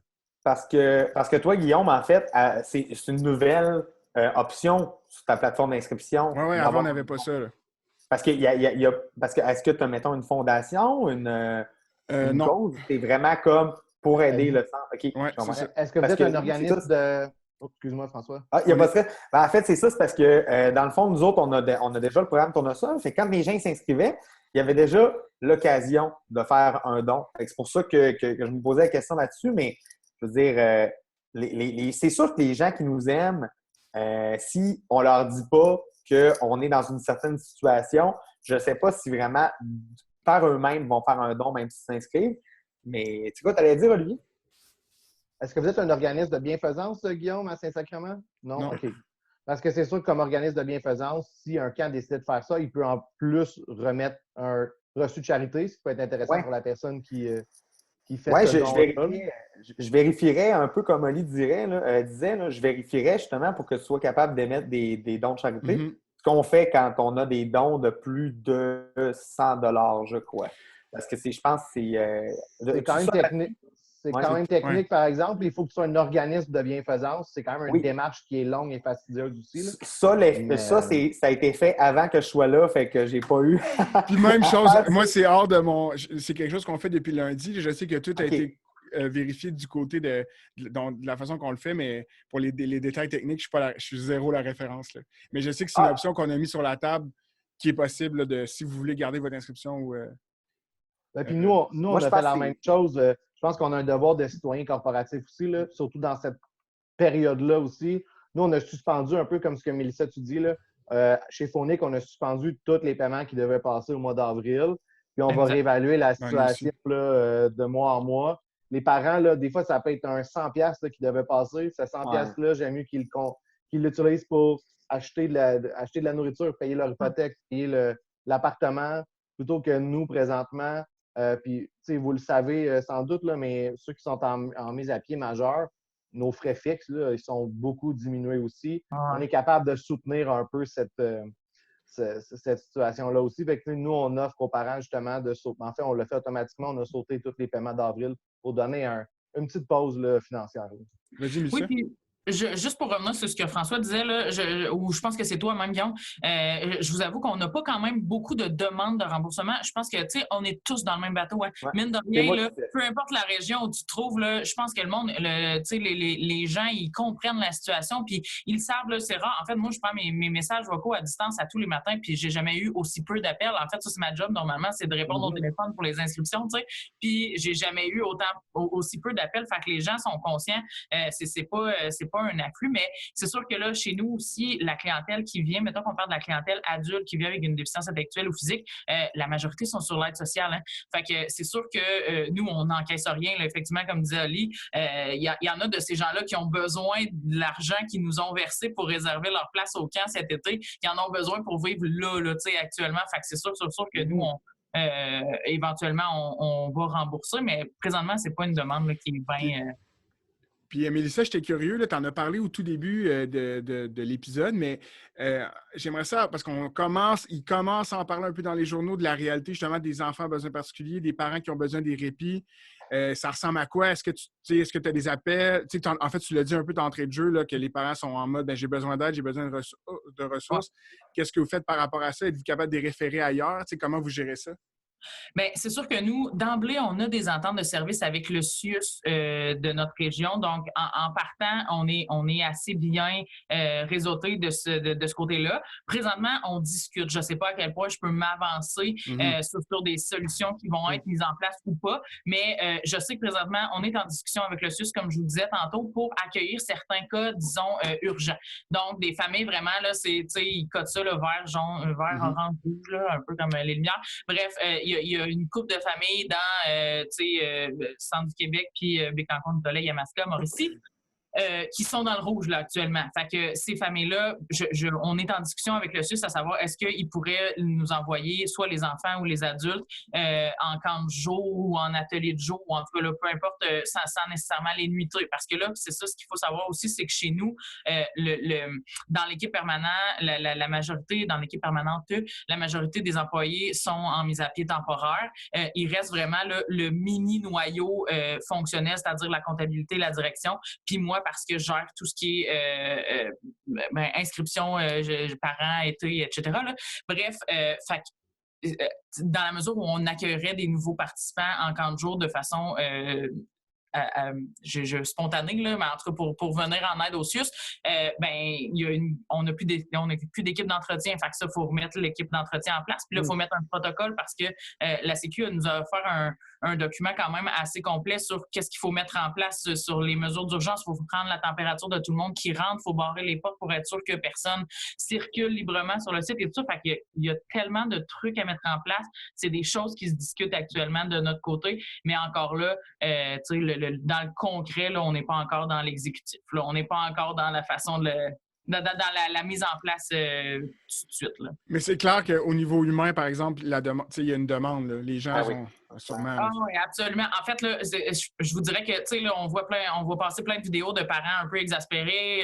Wow, les profs, je leur lève mon chapeau, je suis vraiment épuisé, ça fait même pas 2 semaines que j'ai les enfants à la maison. Mais imagine si ton enfant, il était autiste, qui était à risque de fugue, qui s'automutilait à longueur de journée, qui se mordait, qui s'arrachait les cheveux, qui tape, tu sais, là, c'est des situations qui n'ont pas de bon sens. Puis il y en a de la clientèle qui vient chez nous, mettons que nous, on connaît cette réalité-là. Puis moi, ça me crève le cœur. Je vais y aller chez vous le garder, ton gars, là, tu sais. Mais Non, c'est vraiment des situations qui sont pas évidentes. Puis on s'entend pour dire que les solutions de ces familles-là, là, ça, mettons, à part le centre de répit, peu importe les centres de répit, tout ça, là, leur seul soutien de ces familles-là, c'est le CIUS. C'est le CIUS qui donne de l'aide psychologique, c'est le CIUS qui donne de l'aide à domicile, c'est le CIUS qui trouve les familles d'accueil, c'est vraiment le CIUS. Puis le CIUS, c'est gros, puis le CIUS, c'est lourd, puis sans vouloir dénigrer le CIUS, présentement, ils ont bien d'autres chats fouettés ici que de gérer chacune des familles qui est à bout. J'ai hâte de voir si à un moment donné, dans 1 mois, on va venir, ou dans 2, je ne sais pas si c'est quelque chose qui va être possible, mais est-ce qu'ils vont, je ne sais pas si les mesures baissent un petit peu puis qu'il y a des besoins, est-ce qu'ils vont vous contacter pour aller chercher vos accompagnateurs, tu sais, pour que les accompagnateurs aident directement chez les... Peut-être que ça va être une alternative, parce qu'on ne pourra pas les amener tous à la même place, mais peut-être que, mettons, au mois de juin, on va dire, ben écoute, tu connais ton monde, gère-les, mais envoie-les chez les gens, tu sais. Ben ça, c'était une option qu'on avait élaborée là, avant que tout soit fermé, puis que tout le monde doive, avant que la vie arrête. Là, c'était quelque chose qu'on avait, surtout pour nos participants, vraiment, mettons, là, qui viennent à tous les jours en atelier de jour depuis 8 ans. Là, on les connaît, les familles, ils sont rendus, c'est des camps, hein, fait que c'est vraiment familial.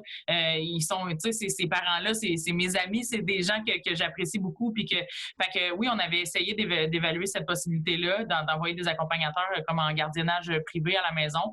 C'est pas dit que ça réarrivera pas, mais il faut aussi considérer, comme je disais tantôt, que là, nous, on a par exemple des intervenants, des TES, on en a 3 là au centre, qui pourraient, par exemple, eux, faire de l'accompagnement sporadique, là, c'est tout dépendant de ce qui sera mis en place par le CIUS, mais ça se pourrait très bien qu'éventuellement le CIUS nous dise on va vous envoyer plus de monde, mais vu que vous avez juste 3 personnes, quand comme tu dis, Guillaume, les mesures seront un peu diminuées, mais on va vous envoyer du staff de chez nous ou du staff de d'autres organismes qui ne sont pas encore capables d'ouvrir leurs portes, mais qui vont aller chez vous pour accompagner d'autres mondes.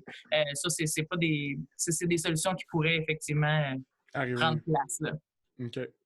Je pense que, tu sais, Mélissa, elle soulève un point dans ce que tu dis, puis on le disait tantôt, c'est ça qui est le plus complexe, c'est de faire des scénarios, on en parlait tantôt, puis peut-être que, puis ça va peut-être arriver comme ça, puis on va peut-être avoir ça, puis on va peut-être avoir une aide qui va provenir de ça. Je pense que comme gestionnaire de camp, autant dans la gestion humaine, parce qu'il faut répondre aux employés qui se posent cette question-là, je vais avoir un job cet été, autant comme gestionnaire financier, c'est un grand moment d'incertitude. François, tantôt, tu disais, ben, tu sais, même s'il n'y avait pas d'été, nous, on passerait le camp ne fermera pas. Moi, je pourrais dire qu'au camp Port-Neuf, s'il n'y avait pas d'été, je ne peux pas te dire que le camp ne fermera pas. Tu n'es pas le seul, là. Non, c'est clair. Je veux dire, c'est peut-être, comment je pourrais dire, c'est que dans le fond, par rapport à la mise à pied de l'équipe, ben, il y a quand même, je veux dire, c'est pas à 100% qui va survivre s'il n'y a pas d'été. Mais par contre, c'est sûr qu'il y a quand même beaucoup de revenus qui viennent des réservations de groupes privés. Mais c'est sûr que de ne pas avoir l'été, là, c'est de vraiment retravailler la soupe à 100%, là, puis de se demander, nous, ça devient quoi notre mission s'il n'y a pas d'été? Je veux dire, c'est carrément ça, parce que nous, notre mission, c'est de divertir jeunes et moins jeunes dans un contexte de plein air et d'autonomie à proximité de Québec. Mais rendu là, est-ce qu'on peut le faire autant s'il n'y a pas de 15 jours, 30 vacances? Je pense pas. Mais est-ce qu'on peut rediriger nos opérations ailleurs? Je pense que oui. Est-ce que je suis sûr à 100% si le saisonnier va survivre au fait qu'il n'y ait pas d'été? Non.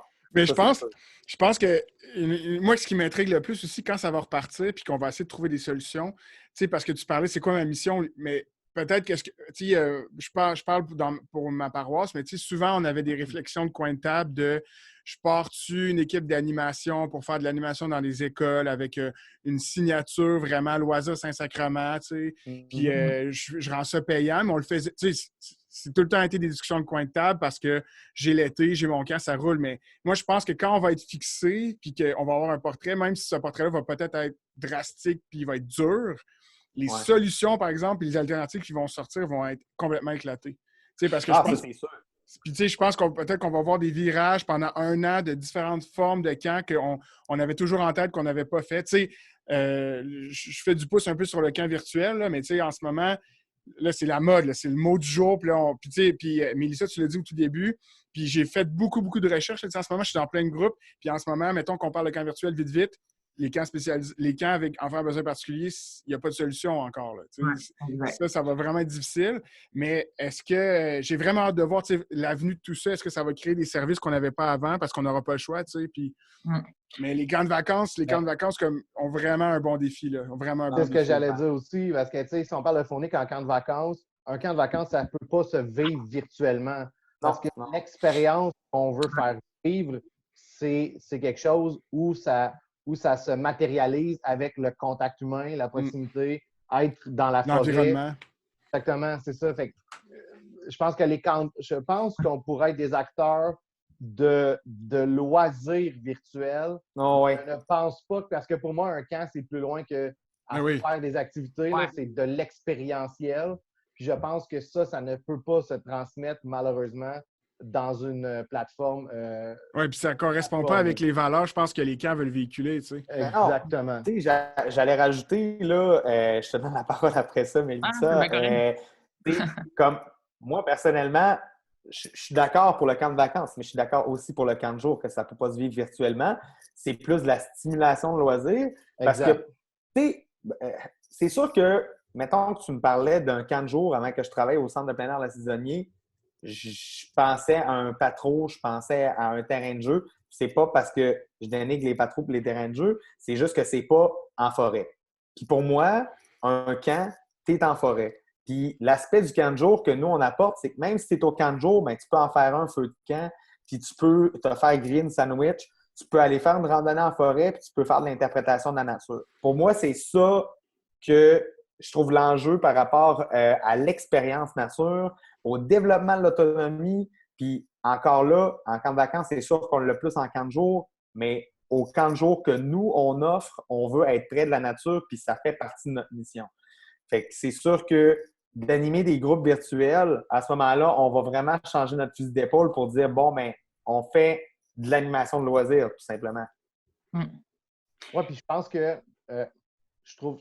Puis moi, je vais parler pour moi, on est en nature, mais je pense que quand même l'expérience urbaine ou de plein air urbain reste quand même essentielle. Je pense à Guillaume, votre camp, je pense pas que votre camp de jour est dans la forêt, mais je pense que vous pouvez rejoindre des valeurs aussi proches que ce que nous, on vit en pleine nature aussi. Mais Vas-y. Ben parce que pour moi, il y a pas. Le camp ne se limite pas juste à l'environnement, mais beaucoup au contact entre les personnes, mais aussi au programme qu'on fait avec ces gens-là aussi. Parce que pour moi, on peut mettre plein de gens dans un environnement et on ne pourra pas dire qu'ils vont vivre quelque chose d'expérientiel ou qu'ils vont grandir là-dedans aussi. Et pour moi, c'est nous, comme camp ou comme organisation, on est des vecteurs qui vont créer des occasions puis un momentum pour que cette expérience-là se vive ensemble. Mais moi, je pense qu'on est les leaders là-dedans, mais je pense pas qu'on est juste... Je pense pas que c'est lié seulement au contexte de plein air ou de plein nature. Non, t'as raison, je voulais pas que vous me preniez comme ça. Puis, juste avant de donner la parole à Mélissa, puis ce que j'ai hâte de voir, Ali, c'est que je suis d'accord avec tout ce qu'on vient de dire, mais je pense qu'il va y avoir des camps qui vont peut-être se dire... Quand le premier camp, là, que ce soit au Québec, au Canada ou aux US, qui va trouver la formule financière qui peut peut-être vivre un peu le temps que ça existe par le web, mais je pense que tout le monde va faire comme... tout le monde va faire. C'est sûr. Tout le monde va le faire, mais ils vont le faire à leur façon. Puis c'est pas négatif que tout le monde le fasse non plus. Tu sais, je pense qu'au bout de la ligne, on veut survivre, là, puis c'est bien correct. Mais ça va être super intéressant. Puis ça va peut-être amener des formules qu'on n'avait pas avant, parce qu'on est tellement ancré dans le camp, c'est de la valeur humaine, toute ça, l'expérience. Peut-être que par le web, des fois, on va réussir à créer quelque chose qu'on n'aurait pas pensé. Tu sais. Mais c'est tout. Vas-y, Mélissa. Ben, c'est correct. En fait, c'est juste que je vais essayer de faire ça vite, mais je veux apporter juste un autre point de vue par rapport au financement. Moi, là, je n'embarquerai pas dans les chiffres. Vraiment, c'est pas mon département. Je vous l'ai dit tantôt, il y a du monde au-dessus de ma tête qui travaille vraiment assez fort sans que je m'en mêle. Par contre, c'est sûr que chez nous, il y a une variante qui est différente, puis je sais pas s'il y a d'autres camps qui vivent la même chose, mais c'est que nous, là, tous nos services dans la vie sont offerts à perte, OK? Peu importe que ce soit un répit, un camp de vacances, n'importe quand qu'il y a un participant chez nous, on perd de l'argent d'emblée. Et on a pour ça, pour pallier à cette perte-là, la Fondation Normand Léveillé. La Fondation, sa job, c'est de faire des événements de financement, le golf, entre autres, là, le golf annuel, pour ramasser des sous. Et à chaque année, les sous ramassés par la Fondation vont absorber la dette générée par les services qu'on offre. Cette année, le problème, c'est que là, notre Fondation, puis là, comme je vous dis, j'ai pas de chiffre, j'ai pas de pourcentage, j'ai aucune idée combien d'argent ça représente, mais la Fondation a dû annuler son tournoi de golf. Donc là, moi, je pense là, dans toute ma naïveté qu'il y a encore des liquidités dans la Fondation Normand Léveillé assez pour qu'on reste en vie un petit bout. Mais ultimement, ça va avoir des répercussions. Puis comme je voulais juste faire du pouce là-dessus, c'est que ça va avoir des répercussions à très long terme parce que le nombre d'années qu'on va devoir patiner pour rattraper cette perte-là de je ne sais pas combien d'argent qu'on va avoir perdu en un seul golf qui va avoir été annulé. Vraiment, là, en tout cas, je lève mon chapeau à notre fondation qui travaille vraiment fort, mais il y a des beaux défis là-dessus qui s'en viennent aussi. Puis, effectivement, il y a des camps présentement qui patinent parce qu'ils ont juste zéro argent dans leur coffre, mettons, au quotidien. Nous, c'est pas une réalité qu'on connaît parce qu'il y a toujours la fondation, puis la fondation, elle a un espèce de petit coussin d'emblée, mais ça, c'est quelque chose qui va avoir un impact à vraiment long terme. Ça, c'était mon premier point. Est-ce que vous avez des choses à rajouter? Parce que j'ai une autre mini-affaire à rajouter après. Non, c'est bon. Vas-y. Non, mais c'est vraiment une perspective qui est intéressante parce que, tu sais, nous autres, de notre côté, on est un OBNL, mais on ne peut pas vendre de services à perte. Comme il faut qu'on calcule tout, sûrement comme vous aussi, mais c'est juste que moi, il faut qu'il y ait un pourcentage de revenus sur mes camps. Tantôt, comme justement, Oli parlait que les classes nature, c'est environ 50 qu'on fait en profit. Bien, tu sais, c'est vrai. Puis ça, souvent, je l'explique par le fait que le matériel s'use vraiment plus rapidement en classe nature. Je ne sais pas si tu vas être d'accord avec moi, Olivier, mais comme de réexpliquer aux enfants, à tous les jours, tu expliques à des jeunes différents de faire attention au matériel. Puis, bien avec la fatigue de l'animateur aussi. Mais ceci étant dit, c'est que vraiment, tout ce qu'on fait, il faut qu'il y ait des revenus parce que l'OBNL a besoin de vivre aussi par rapport à ça. C'est quoi tu allais dire, Oli? Bien, je pense que je veux juste nuancer certaines choses. C'est que, dans le sens que, globalement, dans un budget d'un OBNL comme nous, on dit, OK, on ne fait pas de perte, mais on est quand même financé, on reçoit de l'argent, certains ministères aussi. Oui. Et si on ne recevait pas ces argents-là, on opérerait à perte. Ça, c'est sûr, à 100%.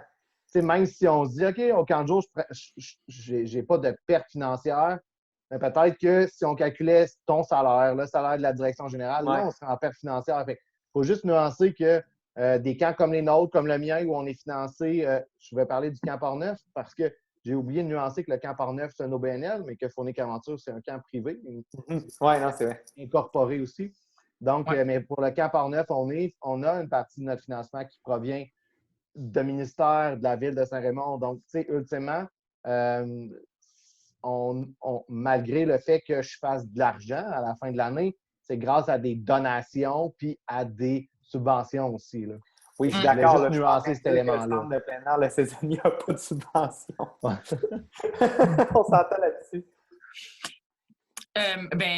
Si vous me permettez, je vais faire mon deuxième point, mais c'est vraiment bref. C'est juste parce que Guillaume t'a mentionné qu'effectivement, présentement, les camps à besoins particuliers, c'est les seuls qui ne trouvent pas nécessairement de façon de rejoindre leur clientèle par les réseaux sociaux, par Internet, par les plateformes qui existent. Puis, je vais aller plus loin que ça, si vous me permettez, mais on a aussi une super grosse difficulté à rejoindre nos parents. C'est-à-dire que chez nous, si une personne qui vient en camp qui a 55 ans, mettons, un monsieur qui a une déficience intellectuelle légère à moyenne, il a 55 ans, il habite encore avec ses parents ont 75-80, bien, ils vont pas voir ma page Facebook pour que je les update à savoir s'il y a un camp ou pas. Fait que là, tu sais, par exemple, on a dû annuler plusieurs répits jusqu'à maintenant. On l'a tout fait par téléphone. C'est le service qu'on offre en général. Les inscriptions se font encore par téléphone chez nous. On est, il y a certaines personnes qui ont le goût de plus, là, mais pour l'instant, c'est comme ça que ça fonctionne. Fait qu'on a toujours misé sur un service qui est personnalisé. Mais là, admettons qu'on doit annuler nos camps, là, par exemple. Mais je peux pas juste faire un communiqué de presse sur ma page Facebook. Je peux pas tenir mes familles au courant actuellement. Puis ça aussi, c'est un autre défi qu'on a parce que un camp qui a des familles jeunesse, là, qui vont avoir des parents entre 25 et 40 ans, qui vont se tenir à jour sur les réseaux sociaux, qui vont venir zioter votre page Facebook une fois de temps en temps, savoir comment ça va vous autres, puis qu'est-ce que vous faites comme activité, tout ça. Ils vont se sentir encore attachés à ça. Chez nous, les parents, là, il y en a beaucoup. Je généralise, mais il y en a beaucoup qui n'ont même pas accès à Internet, là, qui n'ont aucune idée comment ça marche un ordinateur. Fait que c'est ça. Fait que de les rejoindre, ces parents-là, de les garder, de leur dire « Hey gang, on pense à vous autres. » Puis même si tu es à Havre-Saint-Pierre puis que tu n'as pas accès à Internet, puis que mais moi, je pense à toi quand même. Quand je parle de toi dans mon podcast, ça me fait plaisir, mais c'est ça, on n'a pas de façon. D'aller les rejoindre directement, c'est pas évident. Oui, exactement. Puis, tu sais, je ne vais pas me mettre à appeler nos 3000 participants potentiels d'une année en disant « Salut, je t'ai appelé la semaine passée pour annuler ton camp. Je sais que tu m'en veux encore, mais je veux juste te dire allô, je pense à toi, puis t'es important dans mon cœur. » Il y a personnalisé puis personnalisé. Là. Fait que, ouais, ça, c'est un bien gros défi auquel on fait face. Oui, puis je pense que quelqu'un qui entend ton discours en ce moment, il faut aussi garder en tête que, puis je pense que c'est toi qui l'as nommé aussi plus tôt, qu'en ce moment, tu sais, si on n'est pas 100% dans ces démarches-là en ce moment, que vous n'êtes pas capable de rejoindre tout le monde, il ne faut pas oublier que, tu sais, je pense pas que, puis c'est pas ça que tu voulais dire, là, mais je pense pas que non plus que la personne à Havre-Saint-Pierre ou les gens en ce moment, je pense pas qu'ils attendent désespérément d'avoir de nos nouvelles. C'est juste ça que je veux dire. Mais tu sais, je pense plus que quand on va être rendu à un mode pendant l'été, comment je vais les. Tu sais, on va trouver plein de façons, mais je pense que, ouais, en effet, il y a des bons défis parce que c'est pas tout le monde qui est accessible non plus ou qui va vers ces outils-là. Tu sais. Puis depuis le début, là, les gens qui nous écoutent, c'est le but du podcast. Là, si jamais il y a des gens qui nous écoutent, qui ont des idées, des solutions, qui voient des choses, on a une adresse courriel. François Holmes n'est pas au courant, mais on a une adresse courriel qui est podcast@gmail.com. Vous pouvez nous écrire. Puis les endroits où on va laisser le podcast, là, le but du podcast, c'est exactement ça, c'est dénoncer des faits, de parler de nos réalités. Oui. Puis d'être capable d'après ça, peut-être dans l'épisode suivant, de ramener des trucs ou de mettre des choses de l'avant qui sont faites dans le réseau. Tu sais.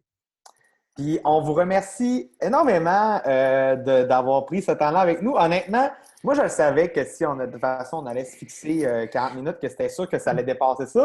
C'était sûr à 100%. On avait dit 60. Oui. Ben, en fait, on avait dit 60 en tout. Mais de toute façon, là, pour moi, ce qui est important, c'est qu'on ait pu rejoindre des gens qui s'inspirent un peu de nos discours, qui vont aller chercher la bonne information. Puis également, l'important là-dedans, c'est que ça vous fasse du bien à vous, les gestionnaires de camp.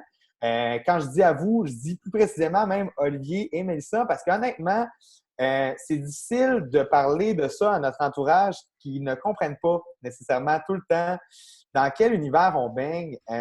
Puis je le dis et je vais redire, c'est important de revaloriser aussi notre position dans la société par rapport à ce qu'on fait parce que c'est tellement important. Puis ça fait tellement la différence pour les gens qui consomment les services de plein air en camp.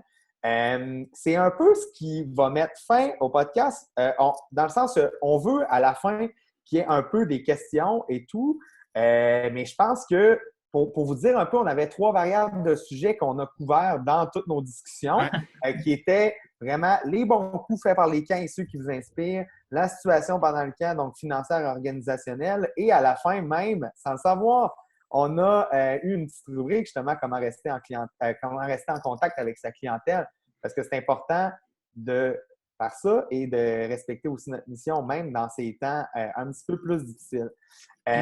Aussi, je pense qu'on ne les a pas nommés, là, mais pour les gens qui nous écoutent, là, si jamais vous êtes gestionnaire de camp, ACQ, il y a le groupe Facebook Gestionnaire de camp qui existe où vous pouvez vous référer si vous avez besoin d'informations. Il y a plein de monde. Des fois, on pense que les gens ne vont pas répondre, mais non, au contraire. La communauté est très proactive. Il y a le site de l'ACQ aussi, Camp Québec,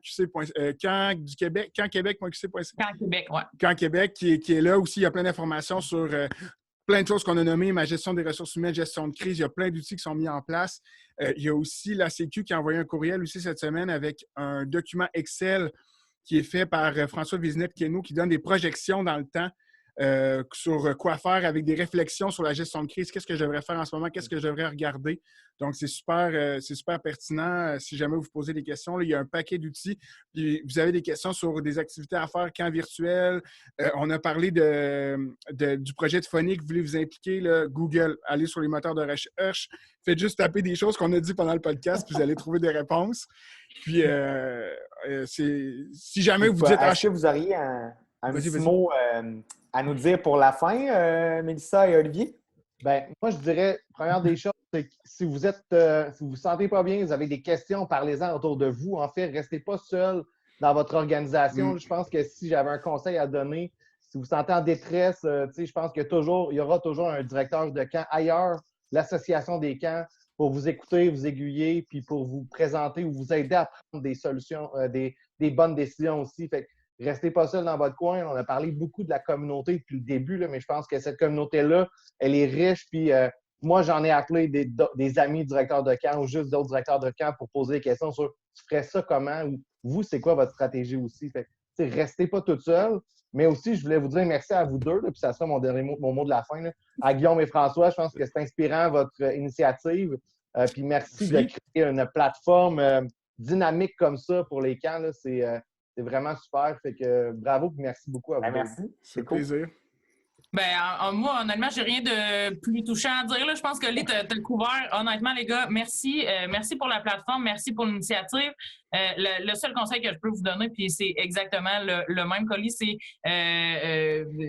n'hésitez pas à demander de l'aide. Je vous l'ai dit tantôt, respectez-vous, apprenez à respecter vos limites, mais aussi arrêtez pas d'y croire. Dans le fond, si nous, on y croit pas, il n'y a pas personne qui va y croire. Fait que vraiment, on a besoin de se tenir. Puis, je pense pas je pense qu'on est dans une communauté, la communauté des camps, où on s'est toujours tenu. On se tient encore plus maintenant qu'on est en situation de crise. Fait que vraiment, serrons-nous les coudes puis lâchez pas. Vraiment. Vous faites une bonne job, les gars. Merci beaucoup. Yes! Ben merci à vous deux. Puis on espère vous recroiser bientôt dans le merveilleux monde des camps. Avec grand plaisir. Salut. Parfait. Ah, c'est good? Ben oui, parfait. Premier épisode de fête, François. C'était vraiment le fun. Parfait. Ben, ça conclut tout pour nous. Oui. Ah, on s'enregistre encore. Là. Oui, exactement. On est encore enregistré. Non, mais merci beaucoup aux gens d'avoir été à l'écoute. Là, présentement, justement, c'est le premier épisode, donc on s'ajuste. Mais merci beaucoup aux gens qui nous ont écoutés jusqu'à la fin. Également, Guillaume, tu pourrais le répéter pour l'adresse courriel. Oui, podcast camp à commercial gmail.com. Puis de toute façon, partout où vous allez voir le podcast, si tout va bien puis que je suis un bon technicien, on va être sur n'importe quelle plateforme, puis il va y avoir une description. Dans cette description-là, vous allez toujours avoir notre courriel. Donc, ça devrait être en place d'ici dimanche. Là. Puis, pour rappeler un peu la mission de ce podcast-là, c'est vraiment que si on se fait poser des questions, on veut évoluer avec vous et avoir la réponse. On ne veut pas se faire poser une question puis vraiment garder ça mort. Là. Non, on va vraiment évoluer avec vous. On vous remercie beaucoup puis on se dit à très bientôt.